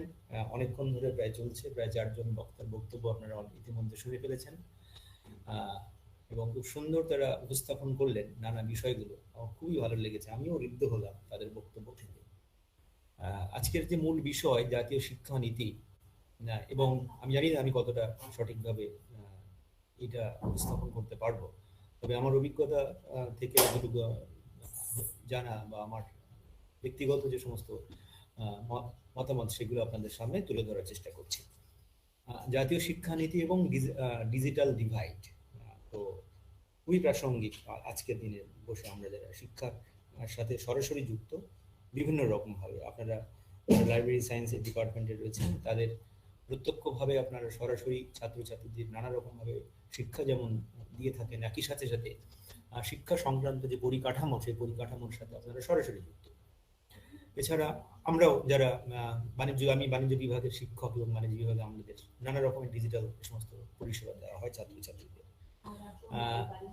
আমি একটু অন্যরকম ভাবে যদি ভাবার চেষ্টা করি, আমরা ধরুন ডিজিটাল কথাটা যখন বললাম তখন তো টেকনোলজি বা ইকুইপমেন্টস, তো যাদের কাছে টেকনোলজি নেই তারা একটা গ্রুপ, আর যাদের কাছে আছে তারা একটা গ্রুপ। এটা পরিষ্কার, মানে এটা শিক্ষা হোক বা অন্য যে কোনো ক্ষেত্রেই হোক, এটার এই বিভাজন বা বিভাগটা এমনিতেই আছে। যাদের কাছে টেকনোলজি নেই তারা একটা গ্রুপ, যাদের কাছে টেকনোলজি আছে তারা একটা গ্রুপ। এটা একটা পরিষ্কার বিভাজন। এই বিভাজনের মধ্যে শিক্ষা ছাড়াও অন্যান্য যে কোনো ক্ষেত্রে বিভাজন ঘটতেই পারে। যেমন ধরুন আমাদের পরিসংখ্যানও তাই, ভারতবর্ষের কত শতাংশ মানুষ ইন্টারনেট পরিষেবা গ্রহণ করেন, কত শতাংশ মানুষ গ্রহণ করেন না, এটার পরিসংখ্যান আমাদের কাছে রয়েছে। কখনো কখনো 10%, কখনো কখনো 8%, পশ্চিমবঙ্গের ক্ষেত্রে 9%, এরকম অন্যান্য নানা ক্ষেত্রে আছে। এই যে পরিসংখ্যান, এবং সারা পৃথিবীর তুলনায় আমরা পিছিয়েছি না এগিয়ে আছি, অন্যান্য দেশের কাছে এখন ওয়েবসাইটে গেলে সব পাওয়া যায়। সুতরাং এইটার একটা দিক যে আমরা পরিষেবা গ্রহণ করছি বা অন্যান্য যেগুলো দেখছি, সেটা একটা দিক। আরেকটা হচ্ছে যে আমরা কতটা এই জাতীয় শিক্ষানীতির সাথে একে আমরা একটুখানি রিলেট করার চেষ্টা করছি। জাতীয় শিক্ষানীতি যে সরকার আমাদের কাছে উপস্থাপন করেছেন, আমাদের জন্য যে আমাদের দিক নির্দেশ করেছেন যে আমাদের এইভাবে আমাদের শিক্ষা পরিকাঠামো বা শিক্ষা বিষয়গুলো পরিচালিত হবে। সুতরাং আমাদের এই মুহূর্তে আমাদের কি করণীয় কি করণীয় নয়, তার নানা রকমের আঙ্গিক আছে, নানা রকমের বিষয় আছে, সেগুলো উল্লেখিত হয়েছে। আমার পূর্ববর্তী বক্তারা সেগুলো বলেছেন। আমরা তো শিক্ষার ইতিহাস চর্চা করলেও সেগুলো দেখবো যে অতীতেও ছিল যে এক শ্রেণীর মানুষ শিক্ষা পেতেন, এক শ্রেণীর মানুষ শিক্ষা পেতেন না। এক শ্রেণীর মানুষকে শিক্ষা অঙ্গনে প্রবেশ করতে দেওয়া হতো, আরেক শ্রেণীর মানুষকে শিক্ষা অঙ্গনে প্রবেশ করতে দেওয়া হতো না। এটাও আমাদের বহু পূর্ববর্তীকাল থেকে শিক্ষার শুরু থেকেই আমরা সেটা দেখেছি। ইভেন আমরা দেখেছি ডক্টর বি.আর. আম্বেদকরকেও শিক্ষা অঙ্গনে প্রবেশ করতে দেওয়া হয়নি, নানা রকম ভাবে তাকে বাধা দেওয়া হয়েছে তার মেধা থাকা সত্ত্বেও। তো এইটা কিন্তু একটা বরাবরই চলে এসেছিল, যে এই যে বিভাজন, সামাজিক নীতির একটা বিভাজন কিন্তু বরাবরই চলে এসেছে।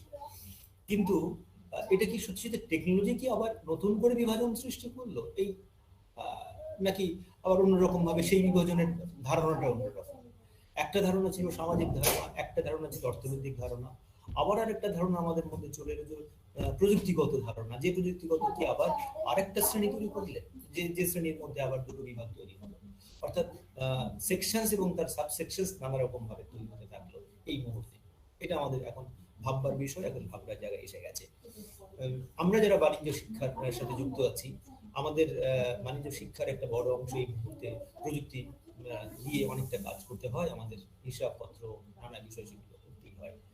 কিন্তু আমরা সরকারের যে সমস্ত নীতি এবং আধুনিক প্রযুক্তিগত যে সুবিধা, সেই এবং দিনের পর দিন সেই সুবিধা আমাদের কাছে পৌঁছে যাচ্ছে, বিস্তারিতভাবে আমাদের কাছে আসছে। আধুনিক যে প্রযুক্তিগত যে সুবিধা বা সরকারের যে নীতি, সেই নীতি গৌতম দা রাইটলি বললেন যে গ্যাটস চুক্তির সাথে সাথে আমাদের শিক্ষা পণ্যে পরিণত হয়েছে, পরিষেবায় পরিণত হচ্ছে। আমরা বিক্রি করব, সেই বিক্রির সাথে সাথে কে বিক্রি করবে, কি দাম তার হবে, কিভাবে সেই পণ্য বিক্রি হবে, মার্কেটিং যাকে বলি আমরা। মার্কেটিং আপনারা দেখেছেন যে বড় বড় বিশ্ববিদ্যালয়গুলো এখন মার্কেটিং করে, তাদের বিভিন্ন জায়গায় গিয়ে তারা ক্যাম্পাসে গিয়ে শিক্ষার যে কিভাবে তারা ছাত্রছাত্রীদেরকে ট্যাগ করবেন বা ধরবেন, বা যাকে বলে ছাত্র ধরার যে নানা রকম পরিকল্পনা তারা করেন, এবং সেখানে গিয়ে তারা বিভিন্ন জায়গা থেকে তাদের ক্যাম্পাসে ছাত্র আনার চেষ্টা করেন, নানা রকমের ব্যবস্থা। এই বিষয়টা কিন্তু নানা রকমের ব্যবস্থা নিই, সুতরাং এইটা একটা বিষয়। কারণ আমরা এই বিষয়গুলো কিন্তু আমরা জানি, সুতরাং এই বিষয়গুলোর একটা অন্য আঙ্গিক আছে। আমরা প্রযুক্তি এবং শিক্ষা, এইটার চর্চাটা এত গুরুত্বপূর্ণ এই মুহূর্তে। প্রযুক্তি আজকের দিনে দাঁড়িয়ে বিগত 6 মাসে আমরা প্রযুক্তিকে নিয়ে এত চর্চা করছি এবং শিক্ষার ক্ষেত্রে এটা ওতপ্রোতভাবে জড়িয়ে গেছে এই মুহূর্তে। আমরা দেখেছি যে আমাদের অনলাইন পরীক্ষা পদ্ধতি চালু করতে হবে এবং নানা রকম বিষয়, সেগুলো আপনারা সবাই জানেন। কিন্তু প্রযুক্তি সত্যি সত্যি কি শিক্ষকদের, ছাত্রছাত্রীদের কিংবা সমাজের আরেকটা ভাগ তৈরি করছে? যাদের, আপনি যদি এরকম ভাবে ভাবা যায় যে প্রযুক্তি যাদের যদি সত্যি সত্যি তাদের নেই, তারা কি শিক্ষা অঙ্গনে প্রবেশ করতে পারছে? তারা কি সত্যি সত্যি শিক্ষা অঙ্গনে প্রবেশ করতে পারছে? আবার প্রযুক্তি যাদের কাছে আছে, তারাও কি সত্যি সত্যি সেই উপযুক্ত শিক্ষা পাচ্ছে? এরকম ভাবনা হয়তো সবটা ঠিক নয়। যেমন ধরুন, আমি যদি হাইপোথেটিক্যালি ধরে নিই যে প্রযুক্তি যাদের নেই, আমরা প্রত্যেকে প্রযুক্তির সহায়তা তাদেরকে দিলাম। ধরুন তাদের ফোন নেই, আমরা প্রত্যেকে স্মার্টফোন দিলাম, তাহলে কি এই বিভাজন বন্ধ হবে? আমার মনে হয় না। আবার আমরা যারা প্রযুক্তি দিলাম, ধরুন, সরি আমি একটুখানি সাউন্ডটাকে বাড়িয়ে দিচ্ছি, মনে হচ্ছে সাউন্ডটা শোনা যাচ্ছে না। আমার অডিবল না? হ্যাঁ, শোনা যাচ্ছে এবার? আমরা যারা প্রযুক্তি দিলাম, ধরুন আমি একটা শ্রেণীর বিভিন্ন রাজ্যে বা বিভিন্ন জায়গাতে প্রযুক্তি আমি দিলাম, তাহলে প্রযুক্তি দিলেই কি সত্যি সত্যি সেই শিক্ষার সেই মানে বিভাজনটা কম হয়ে যাবে? অর্থাৎ যাদের কাছে স্মার্টফোন নেই, আমি স্মার্টফোন দিলাম, কিন্তু তাদের তো ইনকাম নেই, তারা সত্যি সত্যি শিক্ষা অঙ্গনে প্রবেশ করবে কিভাবে? অর্থাৎ শিক্ষার সাথে প্রযুক্তি যেমন একটা বিষয়, প্রযুক্তির সাথে সাথে অন্যান্য অনেক আনুষঙ্গিক বিষয়গুলো আছে, সেই বিষয়গুলো কিন্তু এই বিভাজনেরও নানা কারণ হতে পারে। প্রযুক্তি একমাত্র বিষয় বলে আমি অন্তত মনে করি না।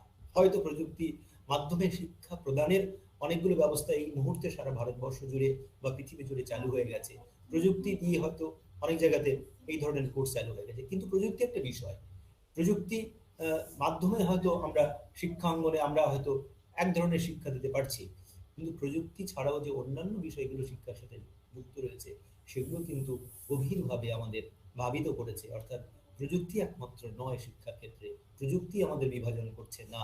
বিভাজনের মূলে আরো অনেক অনেক কারণ প্রথিত আছে। সেই কারণগুলো যদি আমরা সঠিকভাবে পরিচর্যা না করি এবং সঠিকভাবে যদি আমরা উত্থাপন না করি, তাহলে হয়তো শুধুমাত্র প্রযুক্তির দোহাই দিয়ে ছাত্রছাত্রী বা অন্যান্য গিয়ে আমরা দুভাবে ভাগ করতে পারবো না।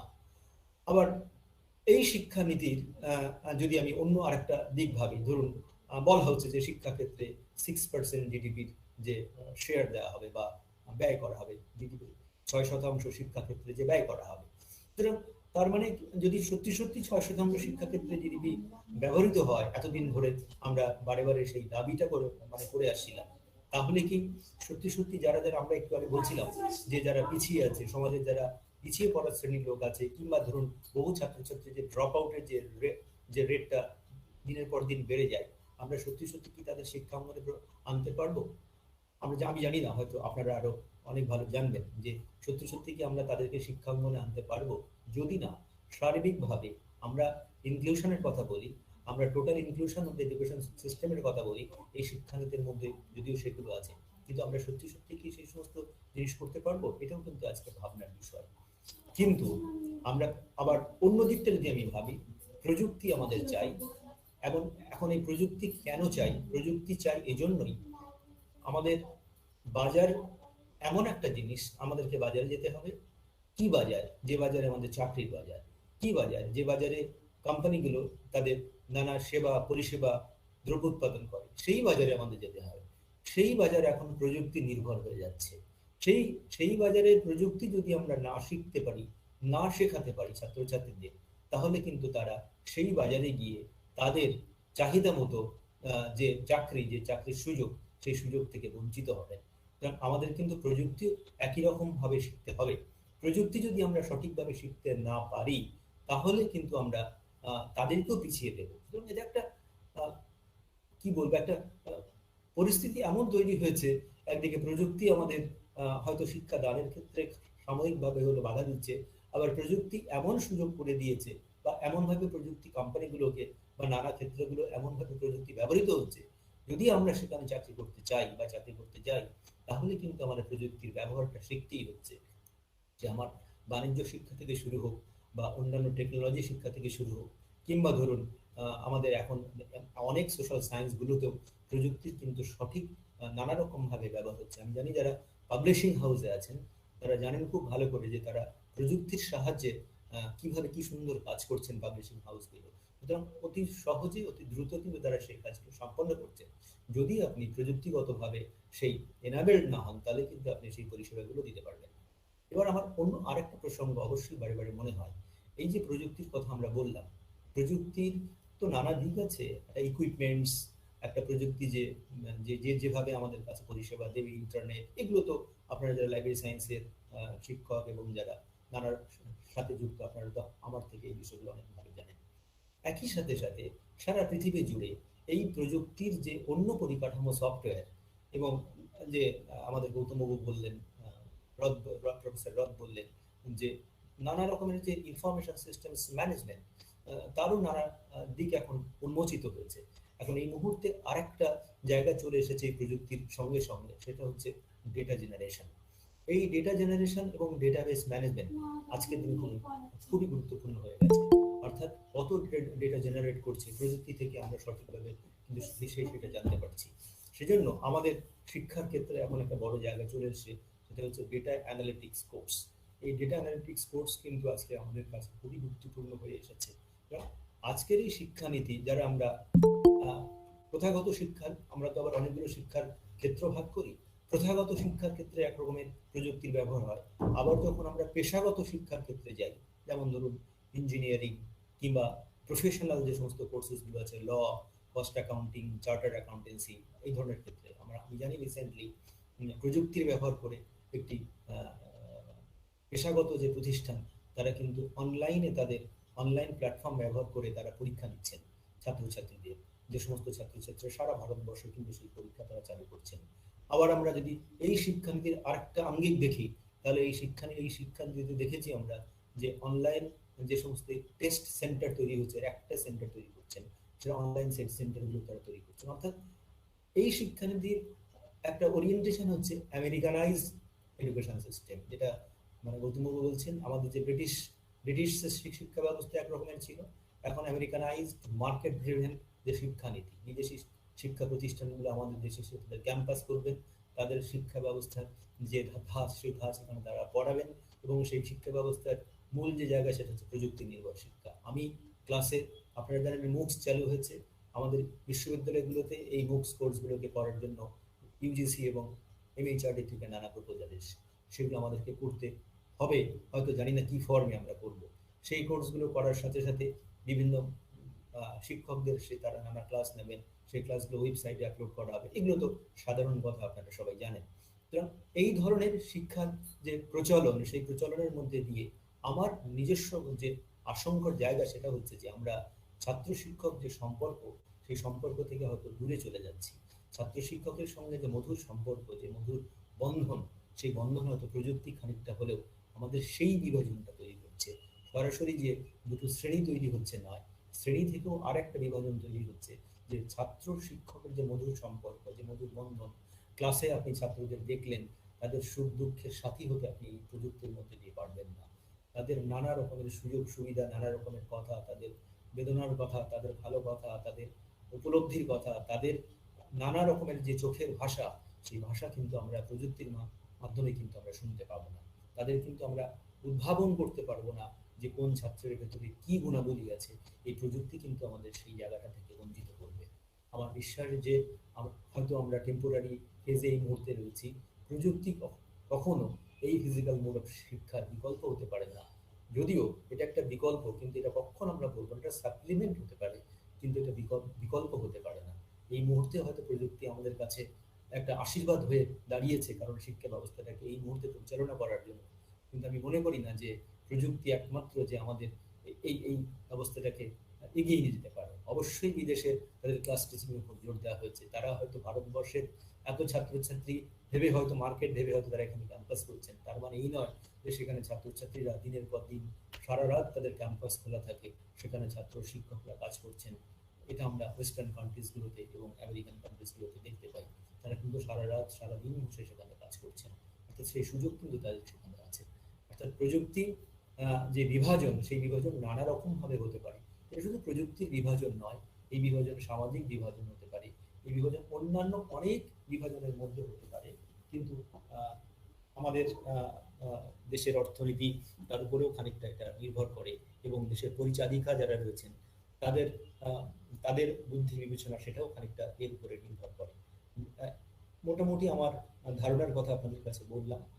অনেক বিষয় আরো উত্থাপন করার জায়গা আছে, প্রযুক্তিগত বিষয়, সেগুলো আপাতত আমি আর আজকে উত্থাপন করছি না। আপনাদের কাছে অনেক কিছু শিখলাম, অনেক কিছু জানলাম, আমিও আমার কথা বললাম। আশা করি আপনাদের এই সম্মেলনে যে আপনারা আমাকে ডেকেছেন তার জন্য আমি আন্তরিকভাবে কৃতজ্ঞ, ধন্যবাদ জানাই, এবং ধন্যবাদ জানাই আপনারা মন দিয়ে আমার কথা শুনেছেন। ধন্যবাদ, থ্যাংক ইউ। ধন্যবাদ ডক্টর আশিস সানা যে আপনার মূল্যবান বক্তব্যের জন্য। প্রযুক্তির প্রয়োজনীয়তা, আবার একই সঙ্গে সঙ্গে প্রযুক্তি একমাত্র পথ নয়, সেক্ষেত্রে যে সামাজিকীকরণের যে বিভাজনগুলো রয়েছে সেটাকেও সে বিষয়েও আলোকপাত করা উচিত। যে জাতীয় শিক্ষানীতি প্রবর্তনের ক্ষেত্রে গোটা ভারতবর্ষের বিভিন্ন বৈচিত্র্যকে খেয়াল রেখে এটা আপনার বক্তব্যের মধ্যে দিয়ে উঠে এসেছে। ধন্যবাদ ডক্টর আপনাকে। এবার আমি অনুরোধ করব তুলনামূলক ভারতীয় ভাষা ও সাহিত্য বিভাগের প্রধান ডক্টর মৃন্ময় প্রামাণিককে তার বক্তব্য পেশ করার জন্য। ডক্টর মৃন্ময় প্রামাণিক। ধন্যবাদ স্যার। প্রথমে আমি ধন্যবাদ জ্ঞাপন করব কলেজের, ভৈরব গাঙ্গুলি কলেজের অধ্যক্ষ মহাশয়কে, এবং আমাদের ইনফোলিগ একাডেমিয়ার ডিরেক্টর প্রফেসর বিপ্লব চক্রবর্তী মহাশয়কে, এবং উদ্যোক্তাদেরকে। আজকে যে বিষয়ে আমরা আলোচনা করছি সেটা হচ্ছে ন্যাশনাল এডুকেশন পলিসি, এবং এই বিষয় নিয়ে আমরা ইতিমধ্যে অনেকগুলো বক্তৃতা শুনলাম। এখান থেকে আমরা ন্যাশনাল এডুকেশন পলিসির মূল বিষয়গুলো অনেকটাই বুঝতে পেরেছি। আমি যে বিষয়টা নিয়ে আলোচনা করব এই ন্যাশনাল এডুকেশন পলিসির, সেই বিষয়ের একটা মুখবন্ধ আমার পূর্ববর্তী বক্তা শ্রদ্ধেয় অধ্যাপক আশিস সানা মহাশয় করে দিয়েছেন। তিনি চমৎকার ভাবে আবেগের ভাষার কথা বলছিলেন, এবং আমি যে বিষয় নিয়ে আলোচনা করব সেই বিষয়ে এই আবেগের ভাষাটা খুব গুরুত্বপূর্ণ। আমি একেবারে আমার পাঠ্য বিভাগের জায়গা থেকে, আমার প্রতিদিনের একাডেমিক চর্চার জায়গা থেকে ন্যাশনাল এডুকেশন পলিসিকে বোঝার চেষ্টা করেছি বা বোঝার চেষ্টা করছি। আমার বিভাগের নাম তুলনামূলক ভারতীয় ভাষা ও সাহিত্য বিভাগ। অর্থাৎ আমরা এই বিভাগে বিভিন্ন ভারতীয় ভাষা এবং সেই ভাষায় লেখা সাহিত্য নিয়ে চর্চা করি। আমরা তো সমস্ত ভাষার এক্সপার্টাইজ পাবো না, তাই আমরা সাহিত্য চর্চা করি মূলত অনুবাদের মধ্যে দিয়ে, বাংলা, ইংরেজি বা হিন্দি অনুবাদের মধ্যে দিয়ে আমরা টেক্সটগুলো পড়ি।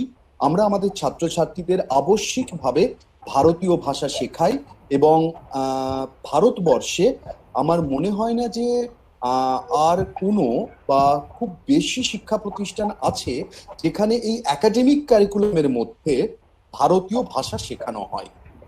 আমাদের ন্যাশনাল এডুকেশন পলিসি 2020-তে এই বহুভাষিকতার প্রসঙ্গটা খুব গুরুত্বের সঙ্গে দেখা হয়েছে। এইটা ন্যাশনাল এডুকেশন পলিসি দেখলেই বোঝা যায়। কিন্তু তার আগে আমি আপনাদের সবার কাছে বলবো, এই বক্তৃতা যারা শুনছেন তাদের সবার কাছে বলবো যে আপনারা কতজন ইংরেজি ছাড়া অন্য ভাষাতে ন্যাশনাল এডুকেশন পলিসির যে যে পলিসিটা আর কি, যে নীতিটা, সেইটা পড়েছেন। যদি ইংরেজি ভিন্ন অন্য ভাষাতে এই নীতিটা পড়তে যান তাহলে আপনারা দেখবেন যে কি অযত্ন রয়েছে অন্য ভাষায় এই নীতি প্রণয়নের ক্ষেত্রে। যে নীতিতে বহুভাষিকতার কথা বলা হচ্ছে সেই নীতিতেই দেখব অযত্নের সঙ্গে ইংরেজি এবং হিন্দি ভিন্ন অন্য ভাষায় নীতি প্রণয়ন করা হচ্ছে। বাংলার নীতির খসড়াটি, নীতিপত্রটি আমার সামনে এখানেই কম্পিউটারে খোলা আছে, এবং এইটা বাংলাটাই যদি আপনারা দেখেন তাহলে দেখবেন যে কি দুর্বোধ্য বাংলা।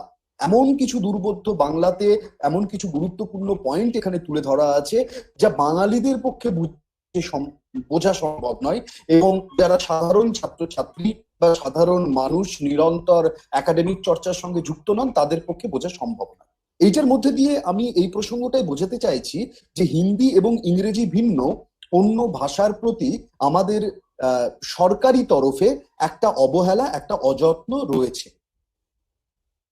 এটা কুকৃত একটা বিষয়। আমরা প্রতিদিন যখন খবরের কাগজ পড়ি তখন আমরা দেখব যে বাংলায় যে বিজ্ঞাপনগুলো আসে খবরের কাগজে সেগুলো কি অক্ষম অনুবাদ, এবং সেই অক্ষম অনুবাদের মধ্যে দিয়ে হিন্দি বা ইংরেজির আদল বাংলা ভাষার মধ্যে ঢুকিয়ে দেওয়া হচ্ছে, এবং ক্রমে ক্রমে আমাদের বাংলা ভাষার যে বাকস্পন্দ সেই বাকস্পন্দ কেড়ে নেওয়া হচ্ছে। এই ঘটনাটা ঘটছে। কিছুদিন আগে দেখছিলাম যে সনি 8 বলে একটা বাংলা চ্যানেল আছে, সেখানে একটা সিরিয়াল আসছে, সেই সিরিয়ালটার নাম হচ্ছে বালবীর। এই যে বালবীর নামক একটা বাংলা সিরিয়াল আসছে, আমরা বুঝতেই পারি যে এইটা একটা উত্তর ভারতীয় চরিত্র, নামটাও উত্তর ভারতীয়।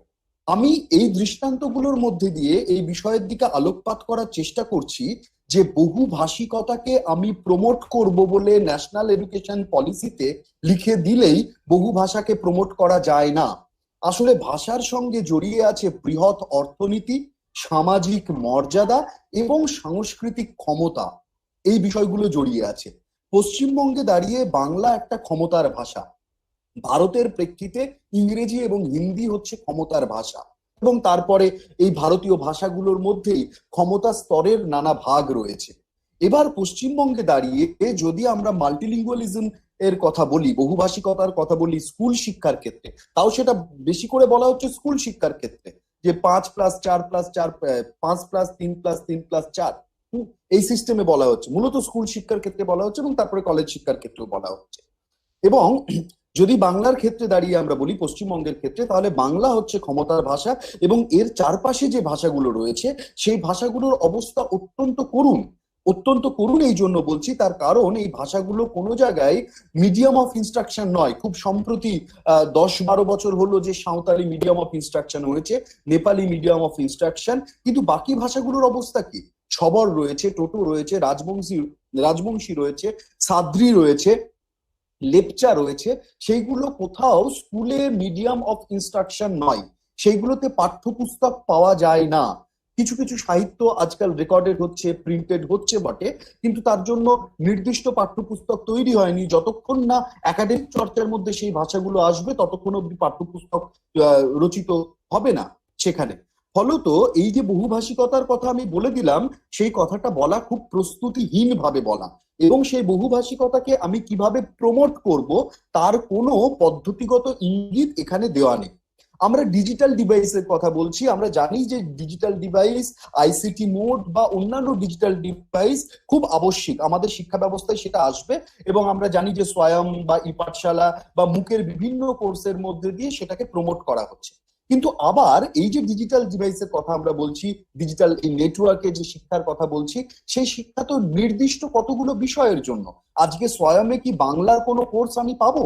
কোনো কোর্স পাবো না। বা অন্যান্য ভারতীয় ভাষার কোনো কোর্স পাবো না। শুধু হিন্দির কোর্স পাওয়া যাবে, সংস্কৃত পাওয়া যাবে, আর ইংরেজি ভাষায় ইনস্ট্রাকশন দেওয়া হয়েছে এইরকম কোর্সগুলো পাওয়া যাবে। ফলত আমরা এখনই ডিজিটালের কথা যদি বলি, তাহলে ল্যাঙ্গুয়েজ স্টাডিজ এর পার্সপেক্টিভ থেকে আমরা বলবো আমরা এখনো 1000 মাইল দূরে আছি, আমরা এখনো প্রস্তুতি নই সেই জায়গাটায় আসতে। শিক্ষার বাণিজ্যিকরণ কখনো বহুভাষিকতাকে প্রমোট করতে পারে না। যখনই আমরা কমার্শিয়ালাইজেশনের কথা বলবো, তখনই যে ভাষা ক্ষুদ্র জনগোষ্ঠীর ভাষা, যে ভাষাতে ভোটার কম, যে ভাষাতে কনজিউমার কম, সেই ভাষা কখনোই ক্ষমতার ভাষা হয়ে উঠবে না। সেই ভাষাকে ক্ষমতার ভাষা করে তুলতে গেলে আমাদের একটা জনকল্যাণমুখী সরকার দরকার, একটা সম্পূর্ণ ওয়েলফেয়ার স্টেট দরকার।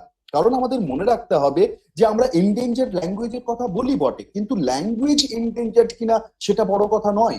বড় কথা হচ্ছে একটা কমিউনিটি এন্ডেঞ্জার। জঙ্গল ধ্বংস করে দেওয়া হচ্ছে, পাহাড় ধ্বংস করে দেওয়া হচ্ছে, জীবিকার সন্ধানে মানুষ ক্রমশ মাইগ্রেটেড হতে থাকছে একটা অঞ্চল থেকে আর একটা অঞ্চলে, গ্রাম থেকে শহরে মানুষের মাইগ্রেশন ঘটছে এই নব্য উদারনীতিবাদী আমাদের অর্থনীতির কারণে। কারণ আমরা দেখবো শহরে জীবিকার একটা উৎস হয়ে দাঁড়িয়েছে হচ্ছে হাউজিং সেক্টর, এই যে প্রমোটিং হচ্ছে, এবং এই প্রমোটিং গুলোতে আমরা কলকাতা শহরে দেখবো যে মূলত গ্রামগঞ্জের লোকজন এসে এখানে কাজকর্ম করে। তাহলে একজন মানুষ যখন তার জমি, তার জঙ্গল, তার পাহাড়, তার গ্রাম, তার সমাজ সমস্ত কিছু ছাড়ছে, তখন আসলে সে সংস্কৃতিকে ত্যাগ করতে বাধ্য হচ্ছে, তার ভাষাকে ত্যাগ করতে বাধ্য হচ্ছে। এইটা হচ্ছে সব থেকে বড় মুশকিলের জায়গা, যে একদিকে যদি আমরা শিক্ষাকে বৃত্তিমুখী করতে চাই, কারণ বৃত্তিমুখী করার কথা বারবার ন্যাশনাল এডুকেশন পলিসিতে বলা আছে, তাহলে টোটো জনগোষ্ঠীর মানুষের কি হবে? তাহলে লেপচা জনগোষ্ঠীর মানুষের কি হবে?